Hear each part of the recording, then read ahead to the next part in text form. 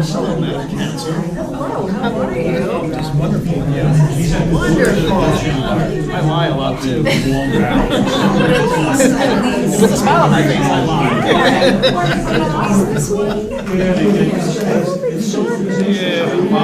Yeah. Maybe. I got the letter review. Yes. I got it printed out. What's mine or yours here? Is it mine? It's mine.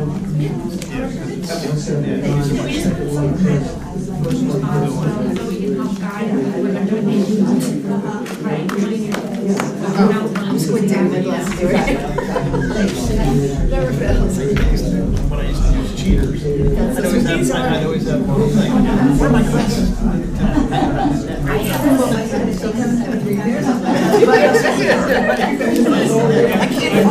I can't find any of them. Just to go to Walmart and buy a 5-pack for like $7. You know, I was like, good to go. You know, like, scratch a pair, throw them in the garbage.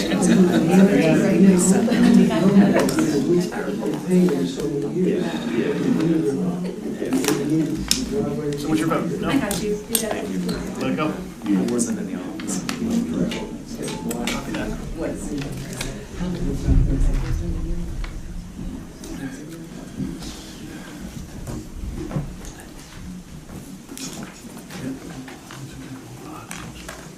Guess we're ready to roll.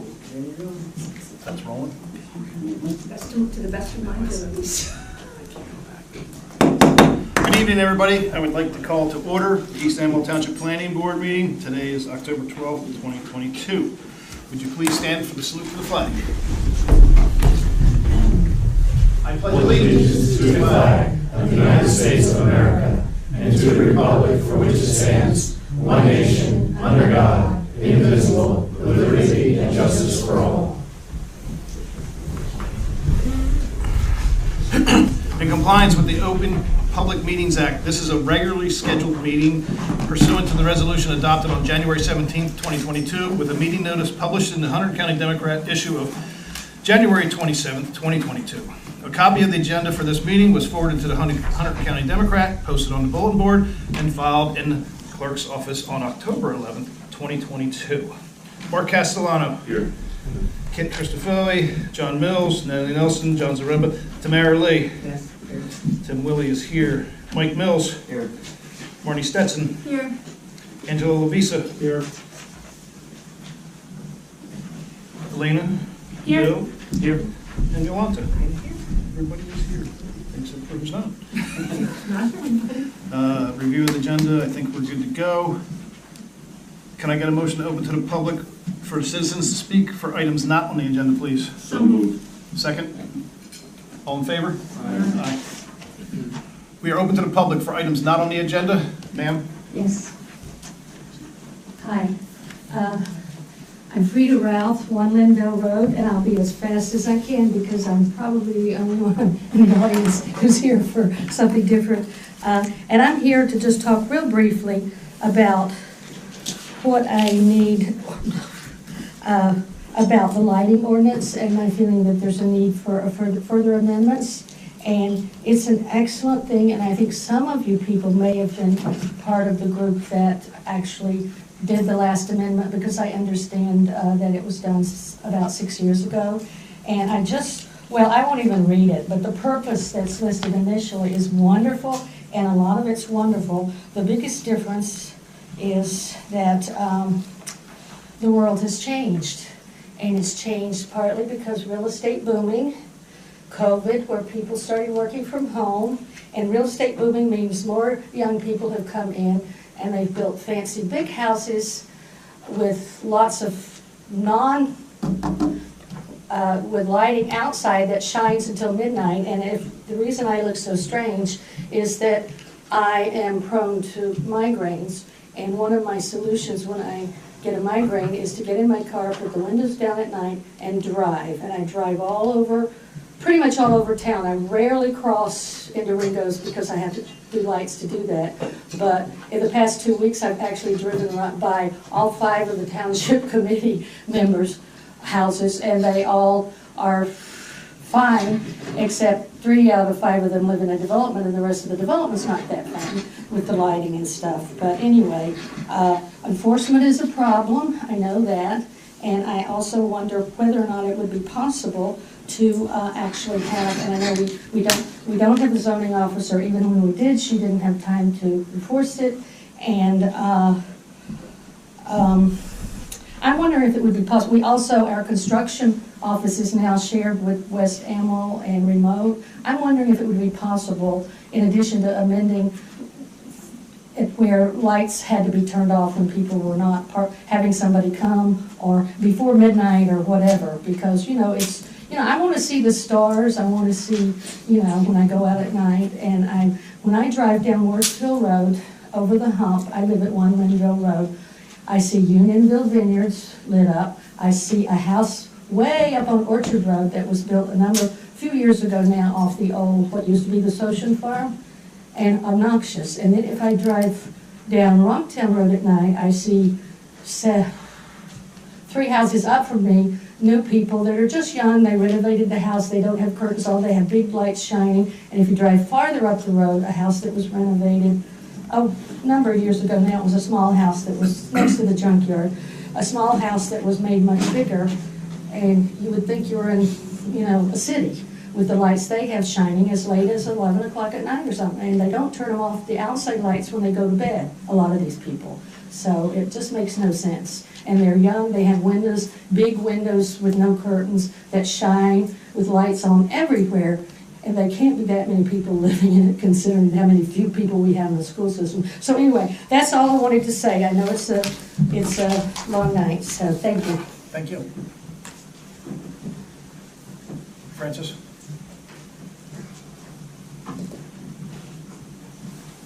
Sorry, I'm old and slow. Francis Gavion, 123 Wurtsville Road. One question I'd like to ask the board to consider doing would be, as you know, in 96, 20, 2000, many times there's been looking at the Ringo's village and the traffic, and we all know about it can be worth your life getting out one way or the other. And if you would consider sending a draft at least to the county commissioners, I think it's Zach Rich or somebody now, is the liaison. I learned recently from a lifelong resident, Mr. Bond, that there used to be a stop sign at Mom's, and it's now a yield, which is, I think, in the English language now read as "go faster," and it's going to get somebody killed. It's hard enough to try to get the state, and I know Mr. Castellano has tried, and others, and I think even you, Tamara, in the past, that every administration's tried to get somebody to do something to make walking and driving and living in the village a little bit safer. And that is a narrow question.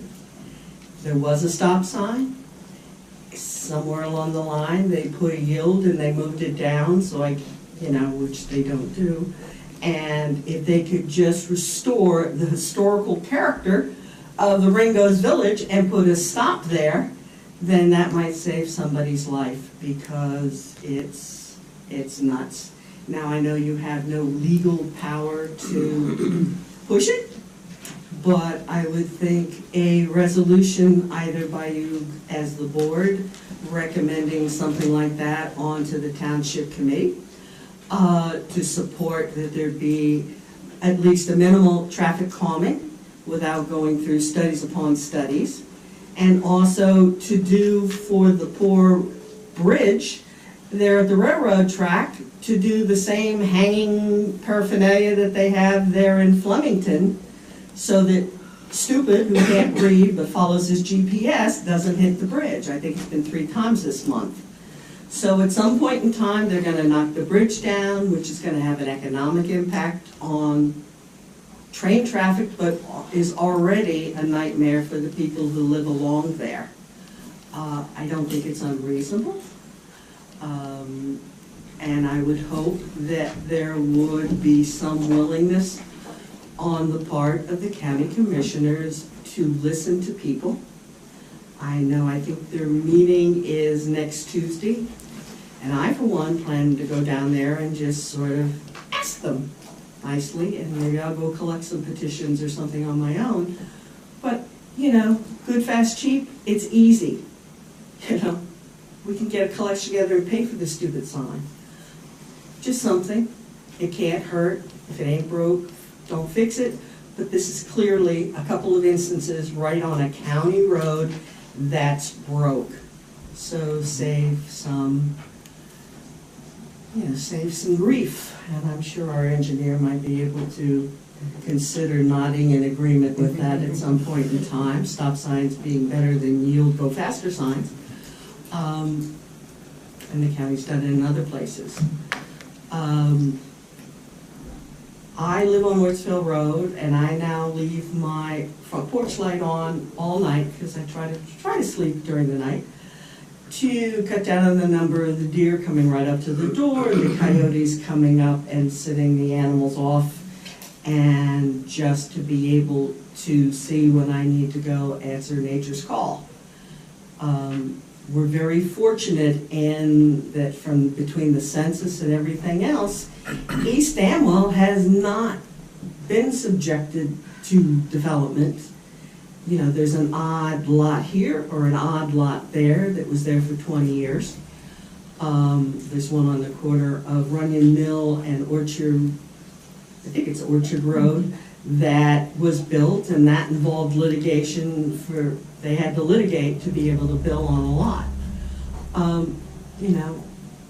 Having ordinances to protect people and to make life nicer. I like looking at the sky, but it's a fine line between getting in your business and getting on with your life. And I think we're very lucky to have had all the administrations over the years that have done a lot to preserve land and to protect land and to keep us from becoming Hillsborough or Raritan Township or some other thing.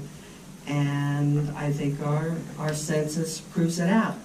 I don't know when there was, I think the last development might have been Carousel Court. What was that, 25, 30 years? I don't know.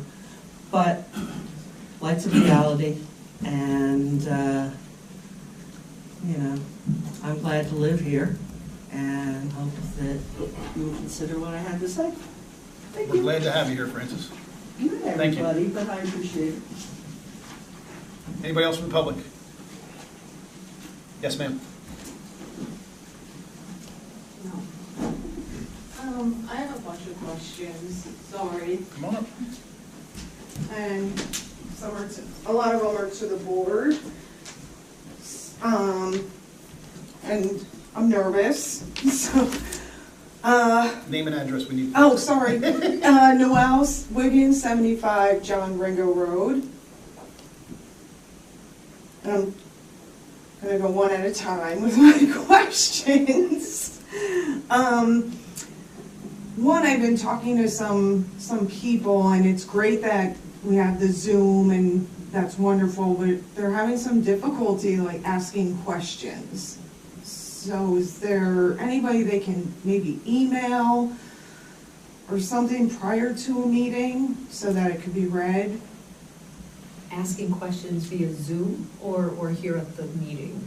Well, it's just that maybe they're at a lacrosse game and they're not able to be at the meeting to ask a question. So is there somebody that they might be able to email a question to, or I know they have like setups. I know that like the Board of Ed. Yeah, well, the Board of Ed is very different from the way this board functions, and it's also different from the Township Committee. What this board considers generally is applications for Okay. development, like there are on the agenda for today. And in order for people to ask their questions or make their comments, give their testimony, they have to appear here because we don't have that functionality via Zoom or whatever, for this meeting. Okay. And we may for the Township Committee meetings, I'm not really sure. This meeting, no, you don't. So this meeting, everybody can view it and it's recorded and it's on YouTube, but there's no way to interact. And if you have something that you want to ask or say, you have to show up for a hearing, because it's a hearing. If you're going to give testimony, we have to swear you in. If you're going to make any commentary, then the board has a right, as does the rest of the public and the applicant, to ask you questions about what you're saying. So if someone is making statements through someone else, the board, the applicant, the public don't really have an opportunity to test the veracity of whatever statements are being made. So we ask people to come here and make their statements. Of course, if you want somebody to ask a question on your behalf, you want to send your husband to ask a question or a friend, we can do. You can absolutely do that. Okay. But they can't testify on your behalf or make comments on someone else's behalf. So someone can't come in and say, my neighbor so-and-so just said this, and I want the board to consider this on the record. We can't accept those. Okay, all right, that's good, okay. All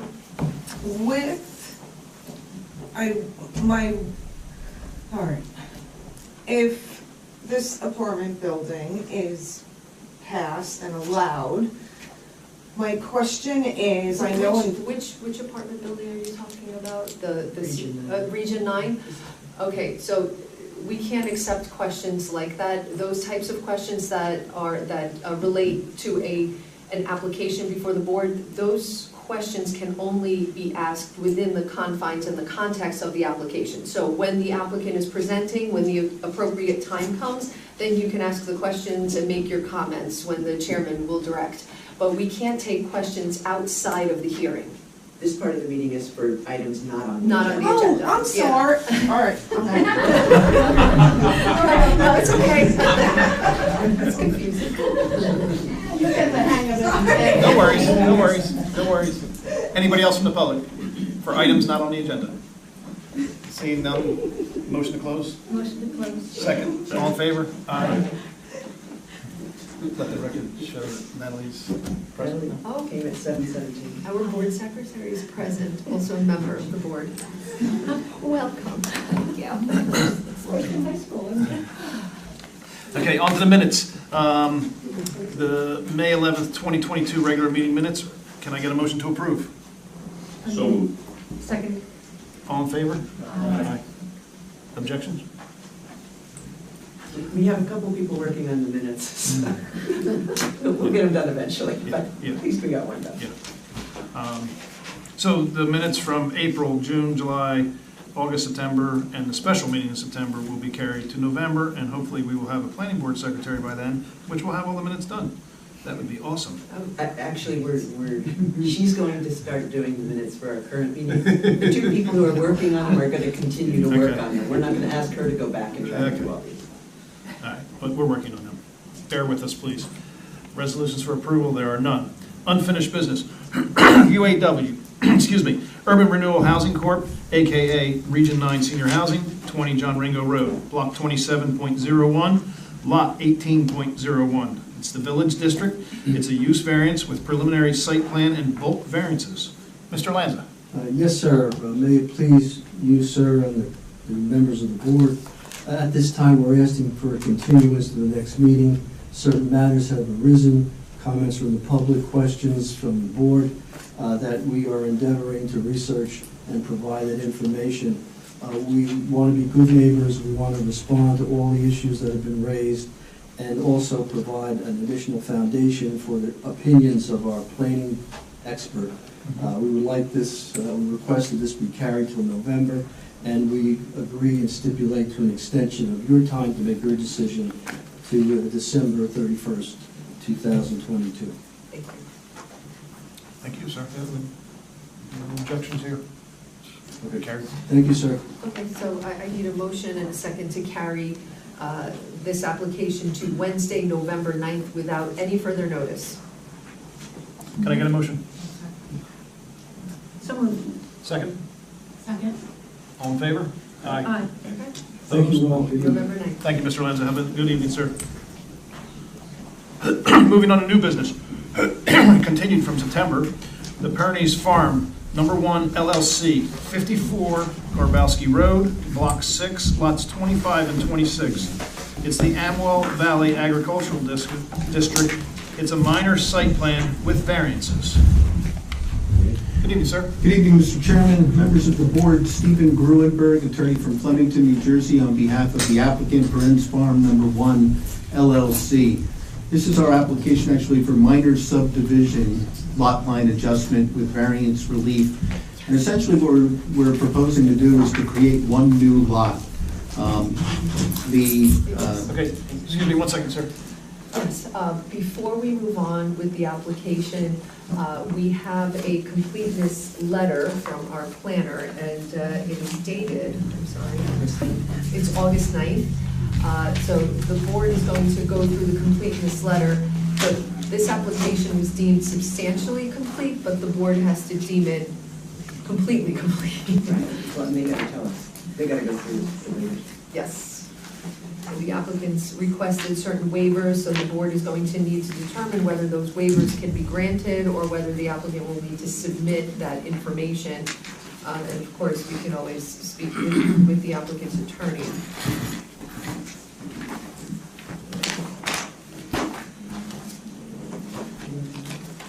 It's my understanding that we have been deemed complete, and actually Ms. Gable did correspondence of September 14th, 2022, giving her technical review. She did, yes. The application was deemed substantially complete on August 9th. I believe that there were some waivers that were requested by the applicant thereafter, and then Ms. Gable issued her planning report in September. But the board still has to consider whether those waivers are appropriate, and I prefer for the board to do this at the beginning rather than at the end, because there are a number of waivers that were requested for this application. So, yes, so everyone has a copy of the August 9th, 2022 memorandum for Melanie Gable.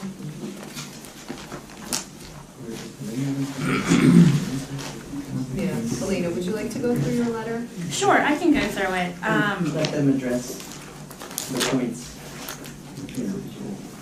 Sure, so, under the application requirements, item A8 and 9 were not submitted. These are the zoning permit application and letter of denial from the zoning officer. We recommended a waiver be granted for completeness, since it doesn't seem as though the applicant submitted the application to the zoning officer and they applied directly to the planning board. Item A18 is the prior land use application. The applicant has since provided the resolution of approval from, I believe it's the late 1980s, of a previous subdivision from the property. They also requested a waiver for the stormwater management drainage calculation form. We recommended that waiver be granted for completeness purposes. Can I just, Bill, are you okay with that? I would say that I'm okay with that for completeness purposes. Okay. We're going to discuss that, I'm sure, in more length During once the we hearing. get into the hearing. Yeah. But for completeness, I don't have an issue with that. Yeah. So we may require it later, but for completeness, it's For okay. completeness, I have no objection with that. Okay. Sure, and then the next item is the Hunterdon County Soil Conservation District. We recommended that the waiver be granted for completeness purposes for now. The next item is the certified list from the Tax Assessor. We recommended that, the applicant provide the updated list prior to appearing before the board. I think they have. Okay. We Yes. have done that. Yes. Okay. And the next couple of items had to do with notice materials, and so we just recommended that the applicant provide the information prior to appearing before the board, which I'm assuming all Yes, as well. Everything is fine. The board has jurisdiction over this application. Okay, great. As for plan requirements, item P3, plans prepared by a licensed professional. When we received all the application materials, the survey was not signed and sealed. We have since received a signed and sealed survey. so that item has been addressed. The owners within 200 feet, we recommended that the waiver be granted for completeness purposes, but with any revision to the plans, the list should be updated to include both lot 25 and 26. The applicant requested a waiver from the scale of the plans from 1 inch equals 50 feet, and they provided 1 inch equals 100 feet due to the size of the tract. We recommended that this waiver be granted for completeness purposes. Item P13, New Jersey map filing law. The applicant requested a waiver noting that the lots will be created by deed, so we recommended that waiver be granted. I've got a question, I'm sorry, Bill? Yes, ma'am. Again, are you okay with that By deed rather than by plat? by plat? They're within their right to file the Right. subdivision if it's approved by way of deed, Okay. so they would not have to file By plat. a plat. Yep. I'm So- just thinking of all the constrained land on the property and Uh, that might affect. The only way. Can we that- make this decision later? I think for completeness, it would be reasonable to grant a waiver, and we can discuss it during the hearing, for sure. Yep. The next item is the key map. And so we noted that the key map does not include area-wide zoning or historic districts, but there was a note on the plan that stated that the property is not in a historic district, and the area is located within the Amwell Valley Ag Zone. So we recommend that waiver be granted for completeness purposes. Items P21 and 22, found in proposed monuments. We knew that the location of the minor subdivision from March 2022 does not include the location of the proposed monuments. We recommend the waiver for completeness purposes, but with any revision to the plans, the applicant shall update those plans to provide those proposed monument locations. P23, location and width of all existing streets. The plans did not include the width of the existing street on the plans. We recommended that a waiver be granted for completeness purposes only. However, with any revisions to the plans, we recommend that the width of the existing streets be added. Item P27, tree survey showing individual trees over 6 inches in caliber or larger outside of wooded areas. The applicant requested a waiver for this item, indicating that they will submit this item at the time of a building permit. We recommended this waiver for completeness purposes only. Yeah, I just want to discuss that. This is another item where I think, I've got the fact that they requested it and they want to submit this item at building permit. I mean, I think it's okay for completeness, but I'm not necessarily, I personally don't, I'm not ready to say it's okay to provide that at building permit. We may want to see that before. So I just wanted to. That can be discussed During the meeting, yes. during the year. Yeah. Right. And then item P28 kind of goes hand in hand with the tree survey. The applicant requested a waiver from identifying all the trees proposed to be removed. It doesn't seem as though the exact location of the dwelling units on the property has been determined at this point. So we recommended that, this waiver be granted for completeness. But we noted in our letter that the applicant shall provide testimony at the hearing to identify the trees that are anticipated to be removed as a result of the proposed improvements on the property. And we will be providing testimony on these issues. Item P29, existing natural features. The applicant indicates they comply, however, doesn't note what type of farmland soils are on the property. And we also note that the plans have been revised to add that there is potential habitat for state and/or federal threatened and/or endangered species. We recommended a waiver for completeness purposes. However, with any revisions to the plans, we recommend the applicant update the plans to include the types of farmland soil. Item P61. I'm sorry, are you going to provide testimony on threatened endangered species as well? No, we hadn't planned on presenting testimony as to threatened or endangered species because it's two 10-acre lots and we're doing minimal disturbance with respect to this property. We will be providing testimony with respect to our proposal and the minimal amount of disturbance that we're doing on this property. Okay, again, it's another issue we might talk about. Yeah, we're really just talking for completeness purposes now, so we Yes, can get yes. into it with formal testimony. Item P61, construction details. The applicant requested a waiver noting that this will be submitted with the building permit application. We recommend that a waiver be for completeness purposes only at this time.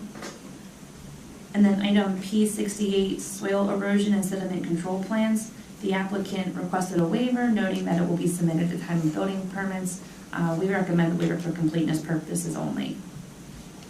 And then all of the other items are items that may be conditions of approval, soil logs, percolation and permeability tests, proof of submission to DEP for water quality management, a valid LOI, approvals from outside agencies, letter from utilities providers, performance bond estimates, deed descriptions for the new lots, written verification of proposed tax lot numbers and tax map maintenance fees, as-built plans and GPS data consistent with East Amwell computer and software systems, and the statement from the municipal engineer. These are all items that we recommend that should the board act favorably, these would all be submitted for resolution compliance purposes.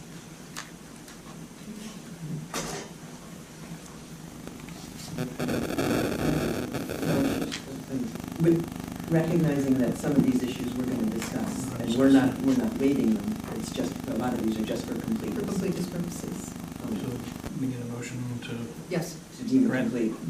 can I get a motion to deem the application complete? So moved. Second? All in favor? Aye. Opposed? Okay. Thank you. Now I'll start. Sorry about that, sir. That's okay. No, I appreciate being formally deemed complete. We provided proof of service and publication of the notice of hearing in advance of the application of the hearing tonight, and Ms. Maziarz has confirmed that the board has jurisdiction to proceed with the hearing this evening, and we appreciate that. This is a one-lot minor subdivision of property that is in excess in total of 142 acres. Essentially what we're doing is there are two lots existing now, and we're creating a new lot, a third lot. So, but it's only one new lot. All of the lots are conforming to East Amwell Township's zoning ordinance with respect to size. This applicant, my understanding, I wasn't here at the time, had previously come before the board on a concept plan with respect to how to access the one lot that wouldn't have frontage on a public road. And the board generally gave direction that you would like to see access by a certain means, and that's the plan that we present here this evening, because that's our understanding of kind of the direction that maybe the majority of the board, not binding, but the majority of the board at the time had suggested that would be the way that you would want to see this type of access to the lots. So that's the application that's being presented this evening. We require some variance relief. The first is that the ordinance and under the municipal land use law, a lot is required to front on a public street. One of these lots won't front on a public street, and we're proposing access via Myers Lane, which has a previously approved 50-foot wide access easement. It's not a right-of-way. We've done some investigation on that. It's not a public right-of-way. It's not a road. It's an easement, and we'll present testimony with respect to that.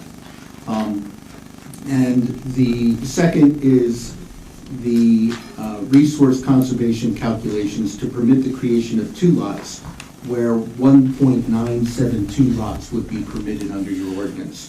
They're essentially deviating by 0.28.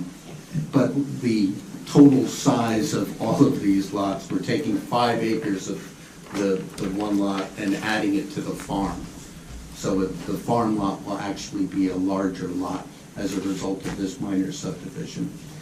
I have two witnesses this evening, and they are Mr. Textoris and Mr. Madden. One's an engineering expert and one's a planning expert. I don't know if you want to swear them both at the same time? One at a time. One at a time? Yeah. And I call Mr. Textoris. Mr. Textoris, can you please raise your right hand? Do you swear that the testimony you're about to give with regard to this application will be the truth, so help you God? I do. Thank you. Can you please state your name for the record and spell your last name? Yes. My name is Michael Textoris, Textores. I'm a professional engineer with the firm of Van Cleef Engineering Associates. Mr. Textoris, would you please give the board the benefit of your qualifications? Certainly. I'm a graduate of Newark College of Engineering with a bachelor's degree of engineering technology.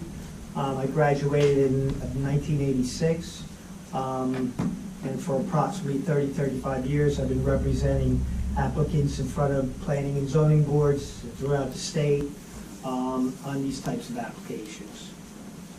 For Mr. Textoris as an expert in the field of engineering. We'll agree to that, sir. Okay, great, thank you. Welcome to the party. Mr. Textoris, the plan that you have in front of you is the plan that was submitted before the board. Yes. I don't know if it's not colorized or changed in any way. No. I don't know if you would require it to be separately marked. We don't need to mark it then. Okay. It's the Great. same, that the one that is the board Okay. passes. For the record, it's a minor subdivision plan, Parents Farm Number 1 LLC, Block 26, Block 6, Lot 26. Great. Why don't you orient the board to the property and the plan? Okay, certainly.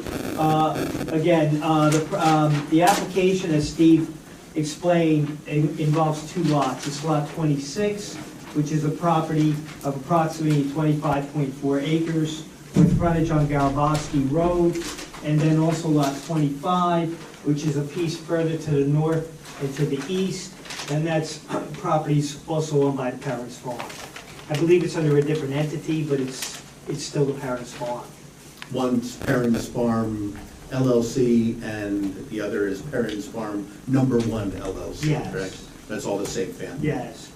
Now, the original application was submitted as Block 6, Lot 26. There was a little confusion because as part of this subdivision, a portion of the lot is being merged with Lot 25. And through discussions we've had with the attorneys and whatnot, they felt that it would be prudent to identify or I should say notice the people within 200 feet of both Lot 26 and 25. So although we're really primarily focused on Lot 26, which with 5 acres going to Lot 25, we provided notice to everybody within 200 feet of the entirety of both properties. Yes. And why don't you explain what our proposal is? Okay. The property, as I believe was stated earlier, is located in the Amwell Valley Agricultural District, which has a minimum lot size of 10 acres. The current property, again, we're focusing on Lot 26. The property has frontage on Garibaldi Road via two, I would say one is a true flag, which is 50-foot wide right-of-way, and then there's another section of the property which has approximately 100 feet of frontage along Garibaldi Road. There are no structures located on the site. The site is currently actively farmed. There are some wooded areas sporadic to the site. There are some wooded areas towards the, I would say, southern portion of the site along Garibaldi Road. And then there's also some sporadic woodland areas to the north of the property. There are some steep slopes that were identified on this property. Those steep slopes are located along the easterly property line. You can see that they're shaded on this map. And then there's also a riparian zone. There's a stormwater, I guess some people call it a seasonal water course. That's located along, it kind of meanders along the eastern property line of this property. We did have Dave Kruger of Environmental Technologies walk the site. He found no wetlands located on the site. He did determine in his letter report that he felt that little water course or seasonal water course would be considered by the DEP as a state open water. Now, that water course is also a tributary to a C1 water. So this 4-foot stream that's dry most of the times now has a 300-foot buffer. So we've identified that buffer on this plan. Again, it affects the eastern portion of the site. So, and later John will discuss the conservation area calculations and how it includes those riparian zones.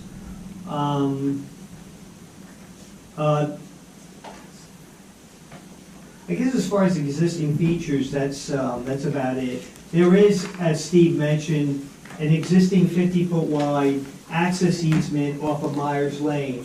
Myers Lane is a subdivision road that's located to the west, and there is a 50-foot wide access easement. Now, there's been some questions and conversations amongst the professionals about the status of that. On your tax map, it's identified as a right-of-way. But we looked into it. We've got a copy of the original subdivision map that was filed in 1993. We also have a deed for lot 27, which is a property owned by, well, this one is now informally James Richardson. And it's clear to me, and it was clear to the surveyor who looked at it, that access drive is in fact an access drive. It's not a public right of way. That access is actually part of lot 27. So I would hope that answers the question with regards to that public access. It is not a public access. The public access is Myers Lane itself. So the application, as Steve mentioned earlier, is proposed a subdivision of this tract into 2 10-acre parcels with the remaining lands of approximately 5.09 acres being merged with lot 25, again, a property owned by the parents' family. Lot 26, which we call remaining lands, is the lands located to is the lot that's located to the south. That's going to be accessed by Garbowski Road. As I explained earlier, there's a 50-foot flag lot that accesses that property, and there's also a smaller 100-foot or so wide piece of property that also accesses lot 26.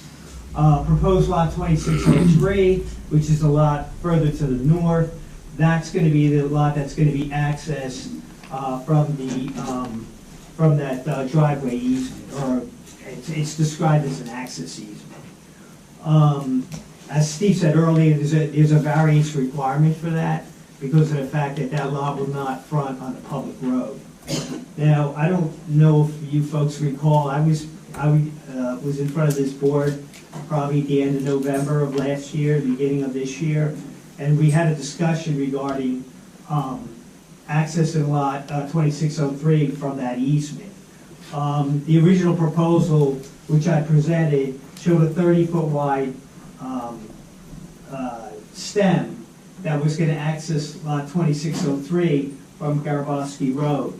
There was some discussion amongst board members, and I got the impression that they would prefer to eliminate that and access the lot strictly from the access easement off of Myers Lane. So that's under what you had originally proposed, it wouldn't have required a planning variance, correct? No. Because we would have, both of the lots would have had frontage on Garbowski Road. correct. But based upon the conversations that you were had in a concept plan review type situation, it was indicated that this type of plan was preferred. Yes. The board kind of frowned on the fact that we had a long stem on lot 2603. It ran through some environmentally sensitive properties, and I think that was the basis of the decision that the board would rather access it from Myers Lane. We were happy to make that accommodation. Yes, yes. And as far as the, the subdivision, that's pretty much our proposal for this evening. Now, there are some questions that came up from the professionals, and I think it's important right now, not to discuss each and every comment, but some of the general comments that were made. Currently, there is no improvements proposed for this property. This application this evening is strictly for a subdivision. We're not proposing any homes, we're not proposing any driveways. Right now, it's to subdivide the property. There will be an application sometime in the future.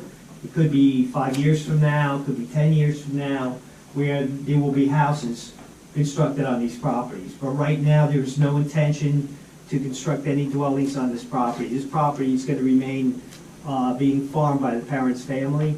But again, we feel that they want to subdivide this property right now to create, I think Mary said you have, Estate planning. yeah, how many grandchildren? 12. 12. So Well, far. hopefully we'll have 2 covered. So that's the beginning. So essentially, this is, what we've shown here is a concept for house location Yes. and access to the lots. But there's no intention right now of developing them anytime in the near future. Correct. We want the ability to do that through permitting process in the future, Yes. but right now, we're just seeking the ability to subdivide them for estate planning purposes. That is correct. There was a question with regards to disturbances in riparian zones.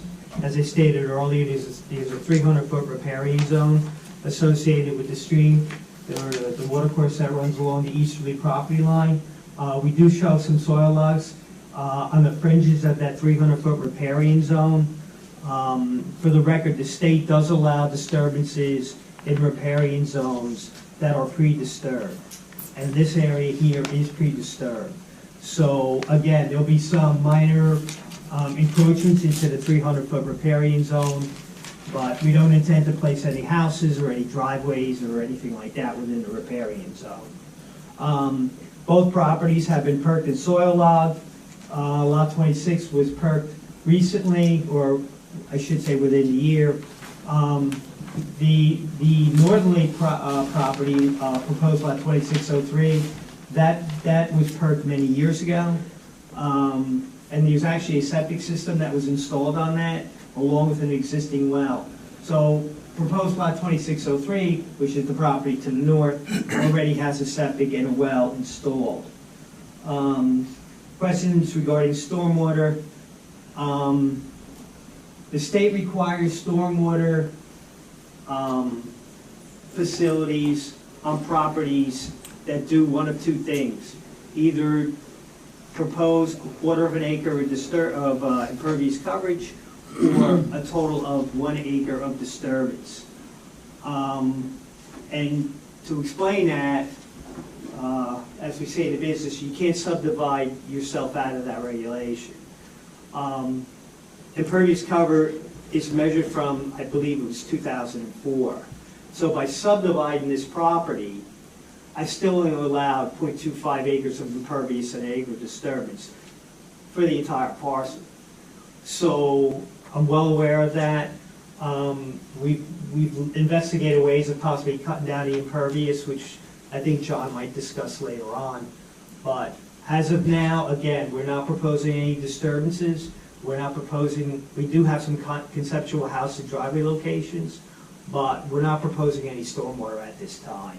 And I believe, and Ms. Burke can correct me, I think an application of that magnitude, I believe that's reviewed on a local level and not in the DEP.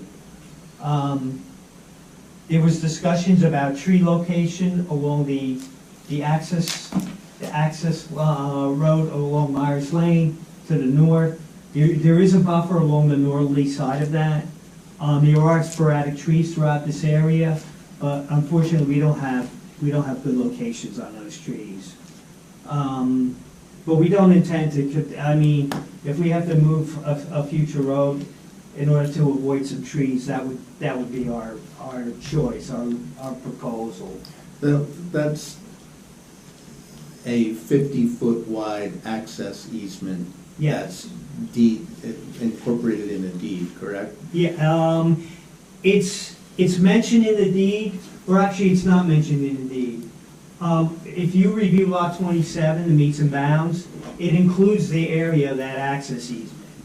And then the deed then references a file map that was filed in 1993 by Randy Grant. And it says subject to the Yes. easements reflected on the filed map. Yes, And the filed map includes the 50-foot wide access easement. that is correct. We're talking about. So Yeah. there was intention when the property was previously subdivided that be an access way Yes. in the future for this property. Yes, And we're not planning on using the entirety of the 50 feet. no, So whatever trees are there we would work around in order to minimize any disturbance of those trees, but still have access to the lot. that is correct.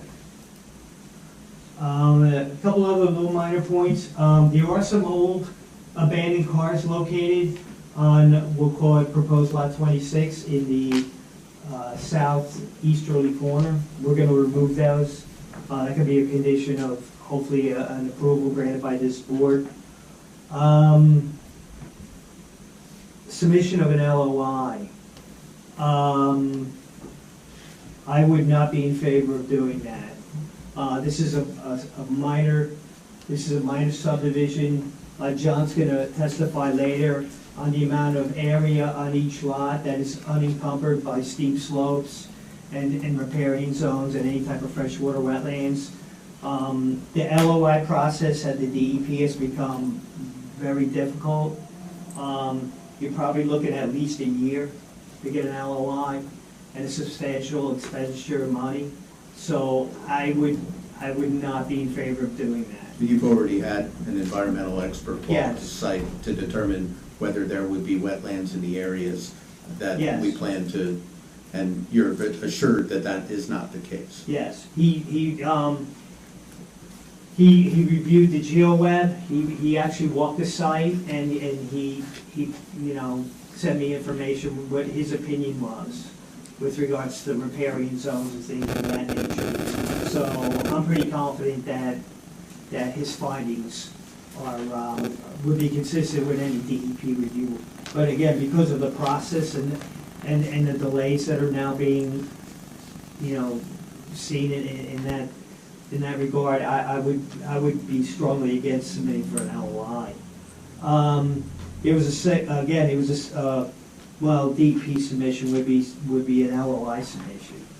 So, and then, with regards to endangered species, I believe the GeoWeb does identify certain endangered species in this area, but we did not do any studies with regards to those, to that type of detail. And that's because of the lack of the intensity of this development in terms of creating one lot. Yeah, it's, the house is gonna be built in an open field. There's gonna be very, very limited disturbance with regards to the woodlands.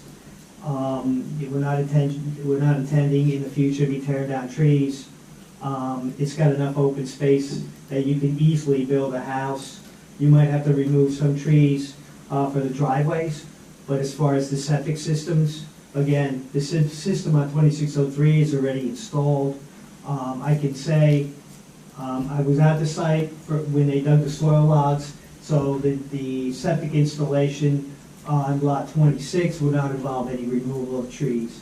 And so there's a lot of open space out there. Again, this property is actively farmed. So, There was a question raised by Ms. Gable in one of her reports about the location of the house as proposed on lot 26.03, I believe, and it showed it in an area where there are trees. yeah, And we're happy to show a plan moving it out of that area yeah. into the field. Yeah, that was more of a conceptual to show, possible layouts of driveways and houses and things of that nature, but, strictly conceptual. We have no plans, again, to do any construction at this time. And we can show a revision showing the proposed conceptual layout outside of that tree area. Yes, we can do that, if it's required. So we're not, one of the questions was raised whether landscaping is proposed and lighting is proposed. We're not proposing any of that right now. Definitely not lighting. And there's a question about the deer fence, location of the deer fence, and what we're planning on doing with the deer fence. The parents' family plant corn. I believe they plant corn on this property. Yes. Corn, Yeah. pumpkins. So there's a deer fence, and the question was that the fence, and I believe is that 10 foot high? Or 6 foot high, It's 6 foot. Okay. 2 wires on top to make it 8. Okay, so 6 to 8 foot. It's not intended to be any type of a fence other than a protective fence for the deer. So I think there were some questions about the height of fences in this zone, but I mean, I would assume that type of fencing does not fall under your code. It's right now it's for agricultural purposes, and the intention right now is to leave it, correct? Yeah, exactly.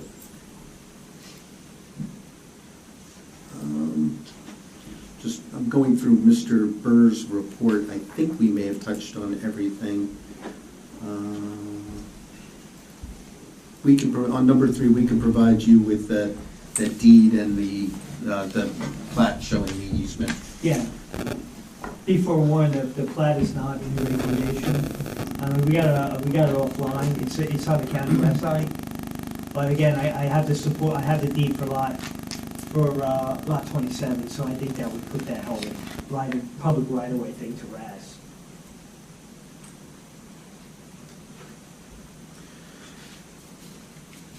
And number 6, again, we would like the detailed grading or stormwater management or utility information to be deferred to construction permit review phase, because we are not planning on doing any development right now. It's really for state purposes, state planning purposes. That is correct.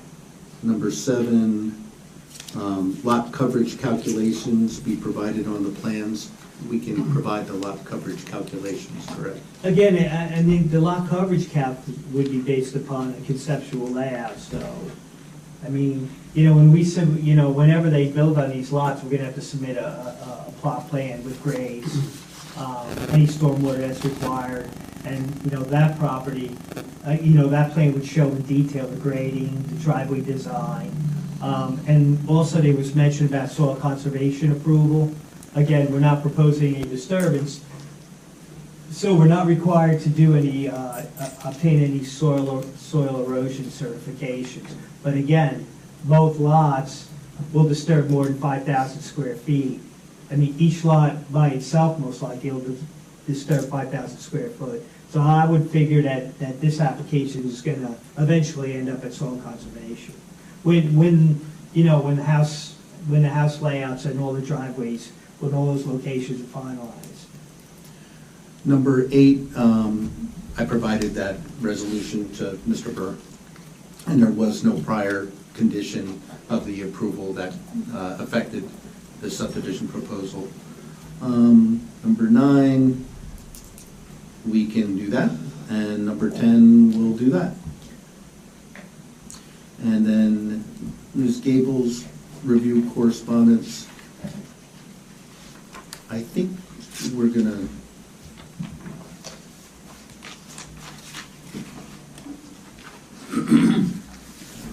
I think we touched on everything.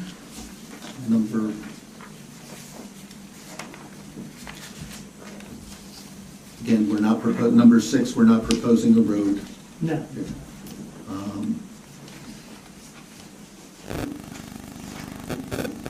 Number 7, we will relocate the proposed dwelling on lot 26.03. Again, it's conceptual, but if it pleases the board, certainly we can do that. Yeah. We provided testimony as to 8 that we did consider the prior access. Yes.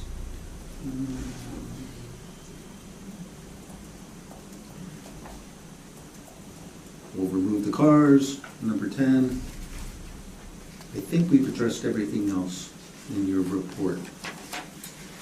Number 14, the applicant shall confirm that monuments will be placed on the property in accordance with the ordinance for Yeah. monuments, and we'll do that. The physical locations of pipes and whatnot are shown on the survey done by Boren and Boren. But I believe as part of this, any approval for a minor subdivision, there's certain requirements to set corners and monuments, and yes, we agreed to do that. And outside governmental agency approvals, we submitted to DNR Canal. Yes, again, we got not, right now, we got a jurisdictional, review from DNR dated March 30th, 2022. And basically they said that we are located in their Zone B. But again, we were not proposing any disturbance. So I think in the future, when we do propose some kind of construction on these properties, we'll have to revisit the DNR. And also moving forward, we're gonna have to go to the Hunterdon County Board of Health for septic approval. We're gonna have to go to the state for well approval. We might end up at the East Amwell Board of Health. I'm not sure if the East Amwell Board of Health reviews all applications or just those that require waivers. For septic, yes, sir. Yeah, I've been here before. Not a bad word. And, again, the Hunterdon County Soil Conservation District, we'd be willing to do that once we determine the locations of the houses and we have some type of proposed construction. On the question that was raised by Board Member Lee about recording either by deed or by plat, under municipal land use law, minor subdivision, you're permitted to record by deed as opposed to plat, correct? That is correct. And in order to record this subdivision by plat would require doing the entirety of the property, including the farm, on a map, which would be very cost prohibitive. Yeah, it'd be very cumbersome. We have investigated an old survey that was done on Lot 25, and I've never been able to put my hands on it. So I think we'll do that with some type of a deed. I'll merge that piece, with Lot 25. Again, we wanted to keep these lots 10 acres each, and then, the area remaining, I'll call it, that was over the 10 acres. We wanted to put that as part of the farm. And the benefit to doing, I'll get into this a little bit more with Mr. Madden, is that the benefit of doing this is that we're not making improvements now which prohibits the farm from being continued to be farmed, correct? That's correct. And in fact, ultimately, when the one lot subdivision does take place, we're going to be adding 5 acres to that farm for it to be continued to be farmed, or whatever happens with that farm in the future from preservation or whatever. It'll allow it to be maintained in a larger agricultural use. Correct? That's correct.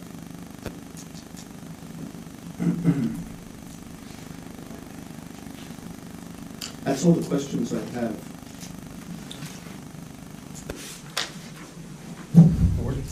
John?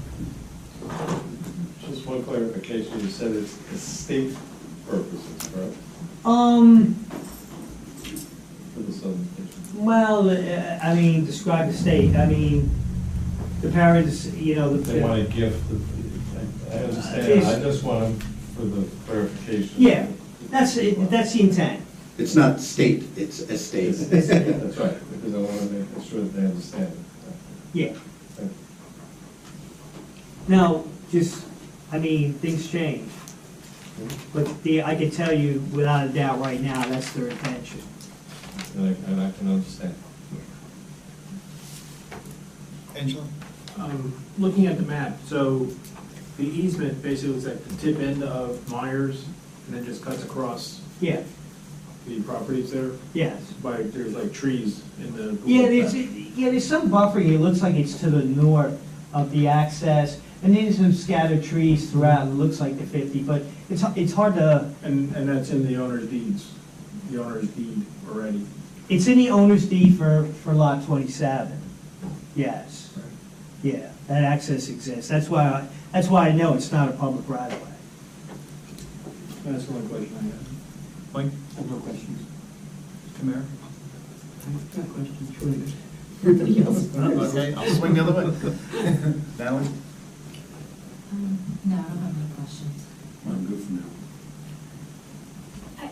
And I may have misheard you. I thought you said that in the 300-foot riparian zone, no driveway, no house, but there would be some minor incursion. What would that be? For the septic.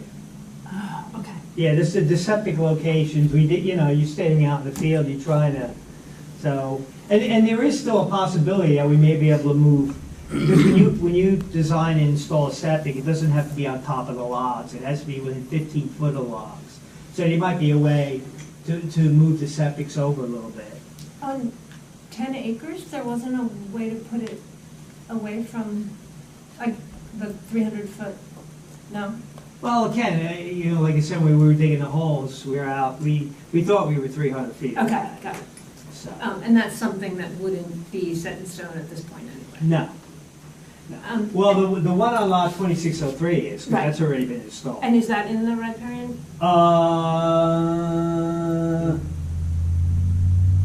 Yes, it is. That is in the riparian zone. But that septic was approved many years ago.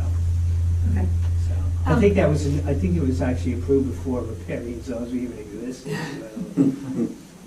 And not doing the LOI now, does that mean avoiding it forever, or just not till you get closer to construction? I think the LOI is, that's really the benefit of an applicant if they wish to get the protection from the DEP Ahead of time? ahead of time. So applicants can decide whether they want to get an LOI to get that benefit. But you would have- And you don't have to. Or they can hire somebody, like they did, and say, are there wetlands here? Can you tell me that, and certify that that's there are no assurance. wetlands there? And that's what they've done. So we're saying, board, don't require us to get an LOI because we already have the information, and we don't want to go through the expense of doing that, because in the future, somebody else might want to get the LOI on their own if they're going to develop the property. And so does that mean there's no NJDEP review, Correct. like in the future? No. But not required right now. but Right. Somebody can always seek NJDEP review in the future if they wanted to. But it wouldn't be part of your building process? Correct. But, many times during the building process, there's certifications and whatnot that you have to provide with regards to wetlands and things like that. I mean, back in the day, I don't have to explain what happened back in the day, but now, I just did one in Alexandria, and we had to submit certifications that there were no wetlands or any kind of, jurisdictional lands within the area of construction. Right, that's actually what I'm asking. Yeah. Like, short of your own expert telling you no, will there be another time where someone else will determine whether there's one? At the construction permit process? They could ask. But the thing is if I submit for a building permit and they ask me for a certification, I would call a guy like Dave Kruger, who's an expert in this, and he would go out to the Okay. site, and then he would proceed and he would process, or, a letter certifying that, in his opinion, there's no, restricted lands in that area. So, and for smaller subdivisions like that and things like that, even individual lots, if I put a lot down the street here that exists, most likely the building department would ask me for that same certification. That's it for me. So these two right-of-ways coming off Garbowski Road, has it been determined if we're going to use one or the other, or is that going to be an option that's determined later on? The option we chose is the one that is narrower, Mhm. but further to the west. Yeah. that That's splits the two. unencumbered by any kind of restriction. The one to the east, you're gonna be in a riparian zone. There are some wooded areas. There is a path that goes up there. You could drive up there, but. I know, it's I met the obviously- lawnmower guy the other day. Yeah, but I mean, it's obviously not. Surprised him, just like, I heard him coming, he didn't hear me coming. But obviously, it's not a driveway. I Yeah, mean, you yeah, can no, drive no, up. I'm just curious as if it's been determined which one would be, preferred. Is there one that's Yeah, the preferred one would be, the narrower one that's? yeah, the preferred one would be the one to the west. Okay. And as far as the endangered species, I mean, that's, whose determination is that?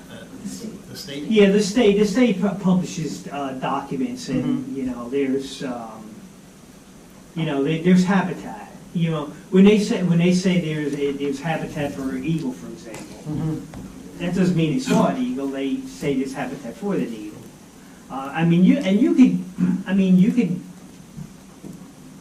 You could do research on that to see if in fact, there is, but. But you determined there is. Huh? You determined that T&E species are an issue, Did I determine that? Well, I'm saying if you review the state documents, they say, it's habitat. And I don't even know, I think it's eagle, I think it's bald eagle. Bald eagles seem like they're turning up a lot lately. So there's a lot of areas that, that are affected by the bald eagle, which is an endangered species. That's all I got. I mean, I don't know what other documents I could, Well, I'll pick up on that. So you didn't apply to Heritage for an investigation? They can give you a letter and tell you I can do that. what's there? I can do That would give us more information. Sure. Because there are, not all T&E species are confined to stream corridors.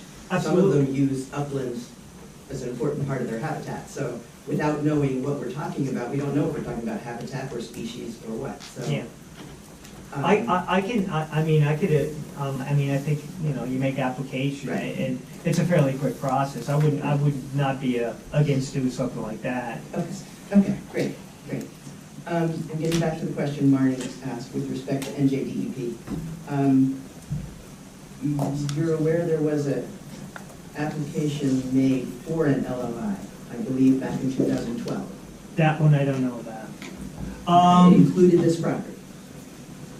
If I recall, and I don't know anything about the application, but I believe you might be talking about the solar farm? No.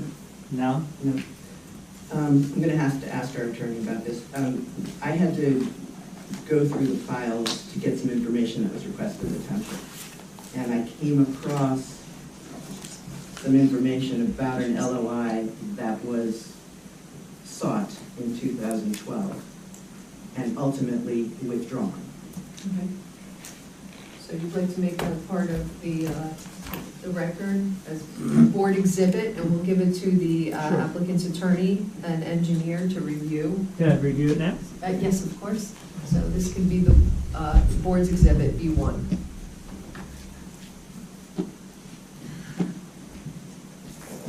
You bring that over here, Mike? Yeah. Yeah, I think it's The only reason I bring it up is, my understanding is it was withdrawn because DEP came out and they found more wetlands than was shown. This is a huge piece of property. It included this lot. And my question is, because that was withdrawn, I don't know if there's wetlands on this lot. I know you said you had somebody come here, but he hasn't testified. You mentioned a report that he produced. I don't know if you submitted that. It was more of a letter report for the file. Did you submit that? No, I did not. I believe I have a note on the plan. Note 10, site visit by David Kruger. Approximate 4 foot wide, yeah. So there is a note 10. Right. But is that a certification? No. No. In light of what you're looking at right there, would you have any objections if the board were to approve this to a condition that required an LOI prior to building permit? Because, my concern is there are wetlands on site, and if somebody gets a building permit, we don't have a chance to remedy that. Yeah.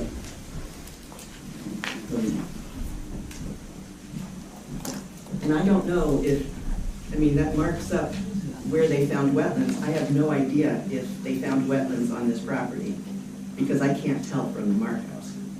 Yeah, I believe this, I believe there was an application a while ago for a solar farm on this entire property, which included, you're correct, it included this lot. And included, for the most part, lot 25, and I think there was some other out parcels. I know very little about the application, that I can tell you.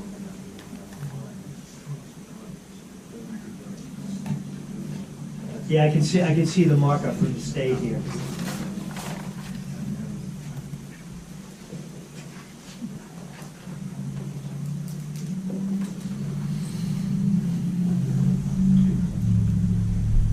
We're happy to do the condition of an LOI as a condition of getting any building permit.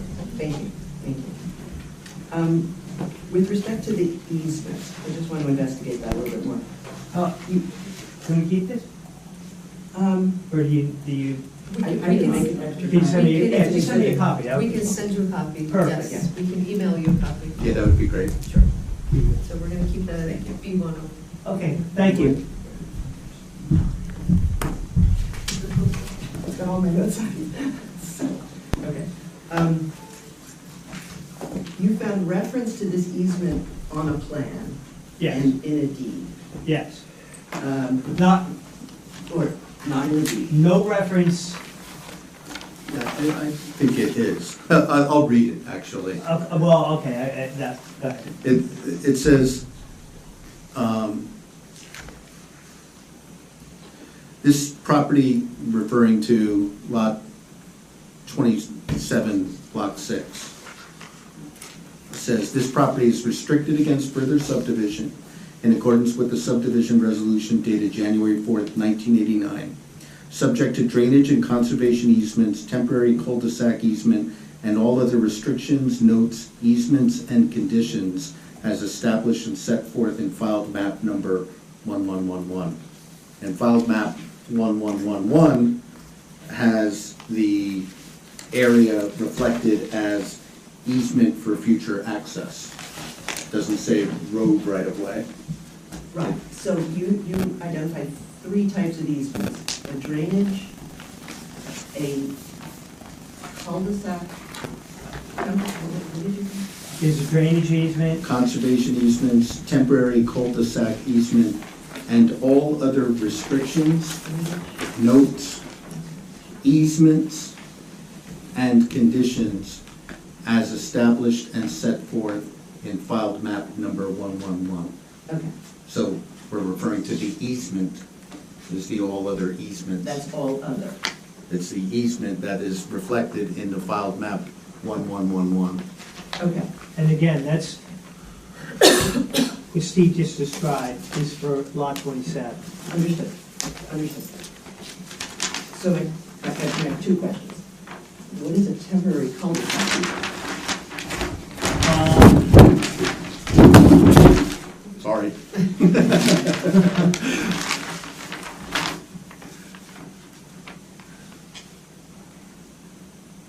The way,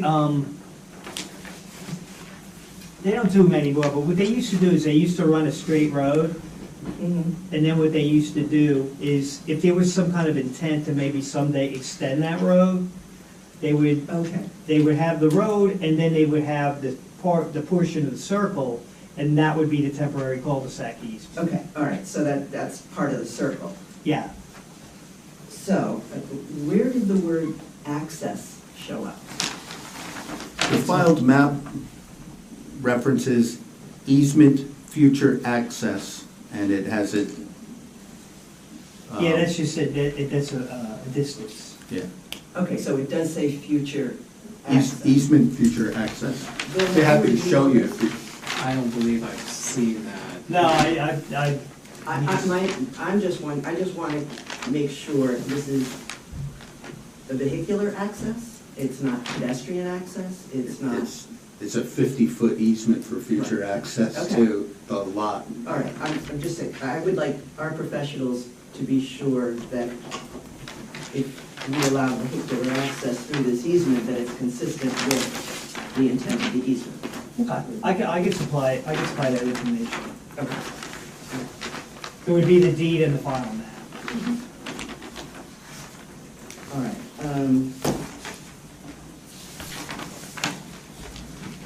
The driveway to the first lot, which comes between two other lots. That's a 25-foot wide. And the driveway, a theoretical driveway would be what, 12 feet wide? Yeah. The width of the flag or the stem is 50 foot. Yeah. Driveways, you know, now with the stormwater regs, driveways are all 10 feet. So, but it would be 10 to 12 feet. Okay. Yeah. My concern is the buffering. You know, now there's going to be traffic going up and down there where there hasn't been before. Yeah. So it might be desirable to have buffering on either side of that driveway for the adjoining neighbors who aren't used to that. And there is room for that? Yeah. Well, it is somewhat wooded, so, I mean, if you're looking that we possibly infill, you know, install, I mean, usually the way it's done is you put the driveway in and then you can infill it. I don't know how you put that in a resolution. Well, again, it would be a condition of, I would assume, a building permit. Yeah. I was going to suggest Buffering be placed. landscaping, landscape buffering along The driveway. Right, to the satisfaction of, The planner, engineer, yes. to the township. Correct. Say township. Action Well, of, I don't want you to have to come back, I wouldn't want you to have to come back here Right. for it. I mean, but you see what I'm trying to do. No, I understand. I understand. Okay. as condition of building permit. Last question. I want to understand the impervious cover a little bit better. You said there's a limit to how much impervious cover can be developed here. Well, there's two limits. There's a limit with regards to the zone, Right. and then there's a limit with regards to stormwater. If you go over the 0.25 acres per lot, that's a DEP limit. If you go over that, then you have to do stormwater. Right. You have to mitigate the stormwater. Right. I don't know exactly what the zone allows for impervious. I don't have it here, but I would assume, you know, go. 8%. Is it? 8%. 8%? I mean, that's way over 0.25 acres, so.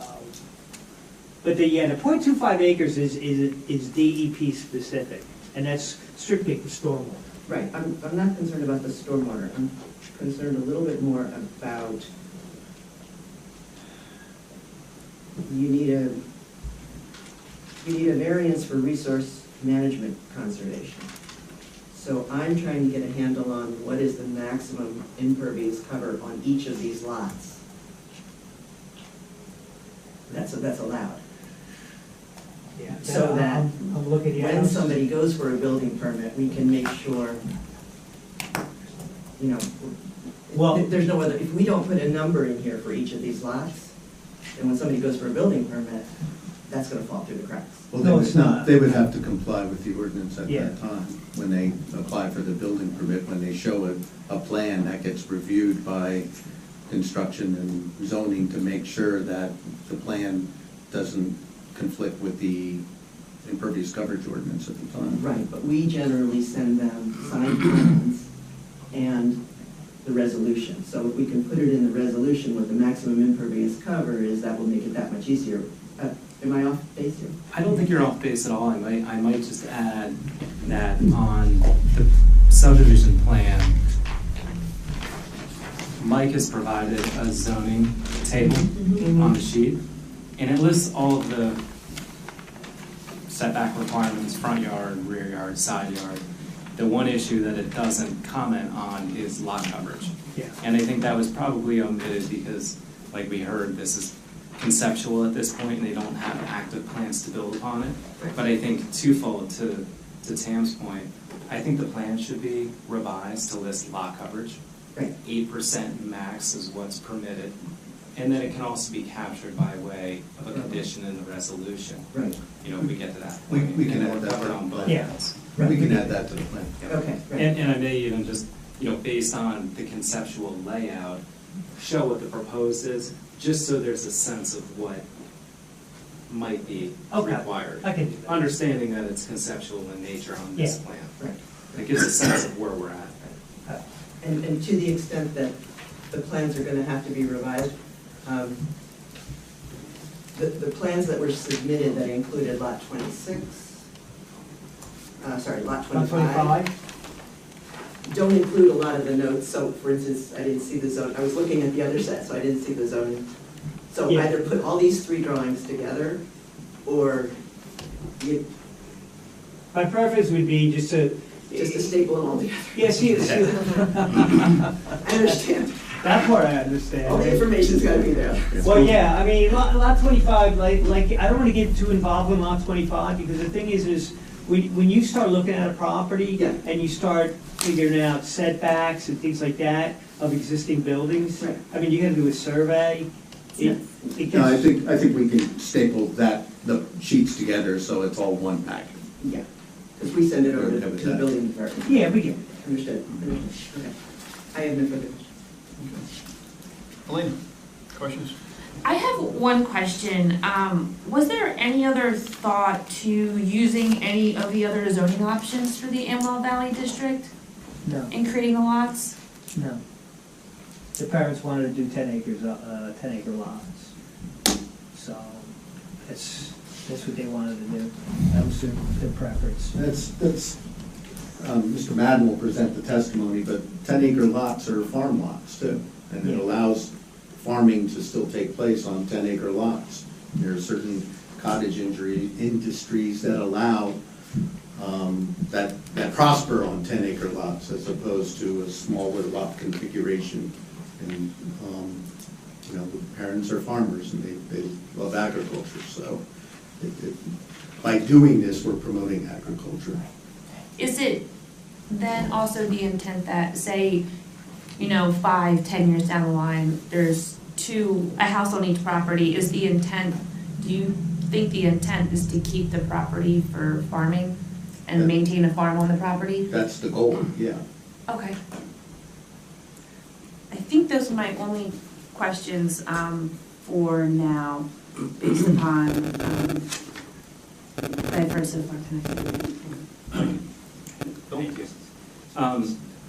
A couple of questions, Mike. So we heard that at this point, we're talking about a minor subdivision for what we're calling estate planning purposes, in that there's no current proposal to build homes on those two lots. Correct. But I think, and you're listening to some of the questions from the board members, there's an interest and I think a need for them to have the comfort level that these lots are suitable for future development, right? So you mentioned that there's an existing septic and well on one lot, and that there were soil logs, perk tests and soil logs on the other. So give us a feel for the results of those soil logs. Passing perk, I assume? Or Yeah. Is your testimony that a septic can be built Yeah. on that lot? We did soil logs on lot 20, proposed lot 26. They were witnessed by the town. We did a series of, I think it was, 7 lots, 3, 4. We did a series of seven soil logs, and I believe we did 2 or 3 tests. We took soil samples, and the samples were all acceptable. Now, I submitted that information to the East Amwell Board of Health, but I never heard anything back from them. I mean, I could resubmit the information. I don't think it would, just submitting the results of the soil logs and the perk test, I don't think it would trigger them to respond. Okay. Until you actually apply Apply to for them septic. for an actual septic permit. Yeah. Okay. I mean, all I can say is I can testify that it was acceptable testing Okay. was found. And so you had mentioned Dave Kruger Mm-hmm. had gone out and done an analysis, a walk of the environmental Yeah. constraints. And his conclusion to you, or to your firm, was these lots are buildable Yeah. as proposed. Well, Dave comes out, Dave does the environmental assessment. So Dave's the one who told me he didn't see any wetlands, and then Dave told me that that's definitely state open waters. Okay. Criteria for state open waters, back in the day, it was the drainage area had to be greater than 50 acres. The state changed that and basically said if you have established bed and banks, it's considered a state open water. And that includes a lot of waterways. So that was Dave's conclusion. And Dave walked. Yeah, I could submit a letter. We'll submit a letter from Dave. That was going to be my next Which is question. why I was cutting to the Yeah, we chase. can do that. So we've Tired of heard, hearing me talk. so we've heard the applicants agreed to submit and obtain a formal LOI at the time of construction permits, and you're agreeing to submit a letter from Kruger's office as a condition of At this time, yes. approval of the subdivision, Yeah. showing that there are no constraints. Yeah, we can do that. The last piece of that puzzle for me, as far as suitability or buildability of these lots, is stormwater. And you mentioned stormwater, and I suspect, given the length of the driveways, the two homes, undoubtedly this is going to be considered a major development. Mm-hmm. And for the board's benefit, that's what Mike had testified to. Anytime you're increasing the impervious coverage by more than a quarter acre, which is only 10,000 square feet, or an acre of disturbance, you're triggering major development, which has a higher threshold of stormwater measures that you have to install or construct to deal with any runoff issues. Based on your review of the soil logs for the septic, would it be your conclusion that stormwater management can be installed and be Yeah. effective on this property as well? Yeah. Because that's an important part of stormwater as well. Is the idea with the new stormwater rules is to get as much runoff back into the ground as possible. And if we have poor soil conditions, that defeats that purpose. So we're hearing that from Yeah. that perspective. The testing we found in this area of the site is all acceptable, and I would assume that I'll find acceptable soils throughout that site. So I'm not concerned about that. Last question I have, I want to just quickly go back to the access easement Mhm. issue. And we heard about the deed, we heard about the old plat. On the plat, and I didn't have a chance to look at it, but was there any language of any specificity as far as what that access easement was intended for? And I think we heard a prior question about that, but it didn't have any I didn't see it. restrictions or anything associated with it. It was just a note about the easement. I didn't see anything. It's, But you will know, submit a copy of that? Yeah. to the board's- Again, it's a 93 map. Okay. You know. You did mention, though, that there was a conservation easement. Yeah, that's on lot, again, that was on lot 27. This lot over here. There's conservation, there was a couple of easements through that. That's not in any way related or No, impacted absolutely with this not. proposal? No. Okay. Very good. Thank you. That's all I have. Just so people Yeah. get it now. I have one more question from, going back to our completeness review. Farmland soils, were you able to identify which soil types or which type of farmland soils? I don't believe we did, but we Okay. can do that. You can make that a condition of the approval. Okay. We'll do that for you. All right, great, thank you. That'll do. I suspect that it's probably some prime farmland. Yeah. It's not on the. The types of soils are listed, but how that corresponds to the farmland soils is not. So there's prime soils, Got it. statewide Yeah. report is unique, local, not prime farmland. Got it. There might be one I'm missing in there too. Yeah, we'll provide that All information. right, that'd be great, thank you. Bill, you have anything else? Or I do not. Thank you. Elena, you good? I think that was the only item that wasn't touched on from completeness for now. If I find something else, I will ask away. Sure you will. Can I get a motion to open to the public for questions for Mr. Texoris, please? Second? Second. All in favor? Aye. Opposed? We are open to the public for questions for Mr. Texoris. No comments, just questions for him, please, if there's any. Come forward, state your name and address, and ask away. Steve Wanzer, and I'm at 8 Myers Lane. And my only question is, Which lot are you? I'm sorry? Which lot are you? He's south of the driveway access that we're discussing. Well, it's kind of, yeah. Yeah, and I'm adjacent to your easement there, to your access. My only question is the condition of that easement. Would that be gravel? Would that be paved? Would that be a dirt path? It's not a public roadway from what you're saying. No. So I'm concerned with the runoff, potentially down the road, whenever they decide to build, any type of runoff that would come down to my lot, because it is quite an incline there. I would, at this point in time, because of the length of the driveway, most likely it'll be gravel. I don't think we could do the paving. On the other side, there is a drainage easement. Yeah, over here. That's, Yeah, that's north of the access. that's correct. So then the water, in the event it was asphalt, the water would drain to where?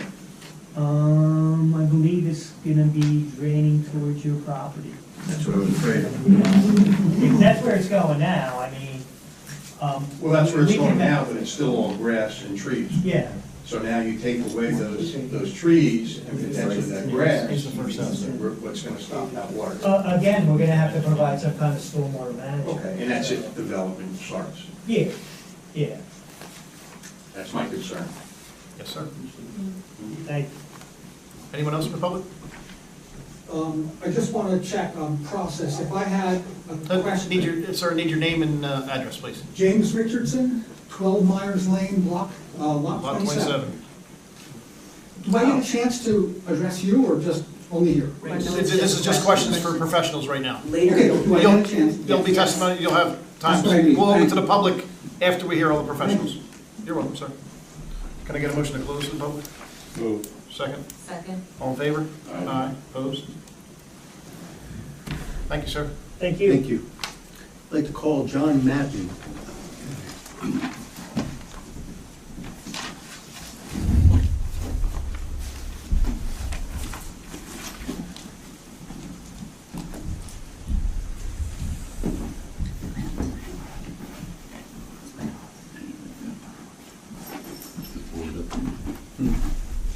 Do you want to mark this as one board?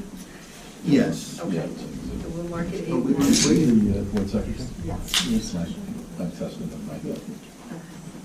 Okay. I stand and deliver. Yes. Please raise your right hand. Do you swear that the testimony you're about to give with regard to this application will be the truth, so help you God? I do. Thank you. Please state your name for the record and spell your last name. My name is John Madden, M-A-D-D-E-N. I'm a licensed professional planner in the state of New Jersey. Testified before this board for the cat shelter, and how many years ago that was, 3 decades ago or something. But also I've testified at over 100 boards, planning boards and zoning boards in the state of New Jersey, and prepared numerous master plans and zoning ordinances for communities, and so I have you don't want to hear all of these. I offer Mr. Madden as an expert in the field of And we professional will accept them planning. as such, sir. Thank you. Thank you. Mr. Madden, I'm just going to have you identify the exhibit that we put up there. It's called the Variance Exhibit. Yes. Burns Farm, number 1 LLC, and it was prepared by you with the block 6, lot 26. Yes, this is an exhibit I prepared. It consists. That's Exhibit A1? Yes. Thank you. It consists of 3 individual either images or maps. Number 1 is an overview of the applicant's property, which is subject property here is lot 26. and it shows the two lots that are subdivided. They're shown in orange. There is the little 5-acre piece that's going to be merged with the larger parent farm, which is in the light green. And so this map is intended to show the relationships between the subject site and the larger parent's property, as well as the neighborhood, which consists of both large tracts, similar to what we're proposing, larger than, in some cases, larger than 10 acres, to 10, 12, 15 acres. And then about 35 smaller 1.5-acre lots that are also, like on Myers Lane, that are also affected by this, actually affected in a positive sense, as I'll explain in my testimony. Then number 2 is an aerial photo that shows, outlined in red, it shows the subject property. Interestingly enough, a lot of questions have been asked about the access driveway and the trees. Right now, there's a row of trees to the north of that access easement. So that's not within the right-of-way of the access easement, the 50-foot wide easement. So they're not going to be disturbed. The rest of the property, you can see that it is, I would say, about 3/4 farmland, active agricultural land. And then there are strips of wooded areas that run through the northern part. I guess that would be the lot 2603 lot would probably contain those strips of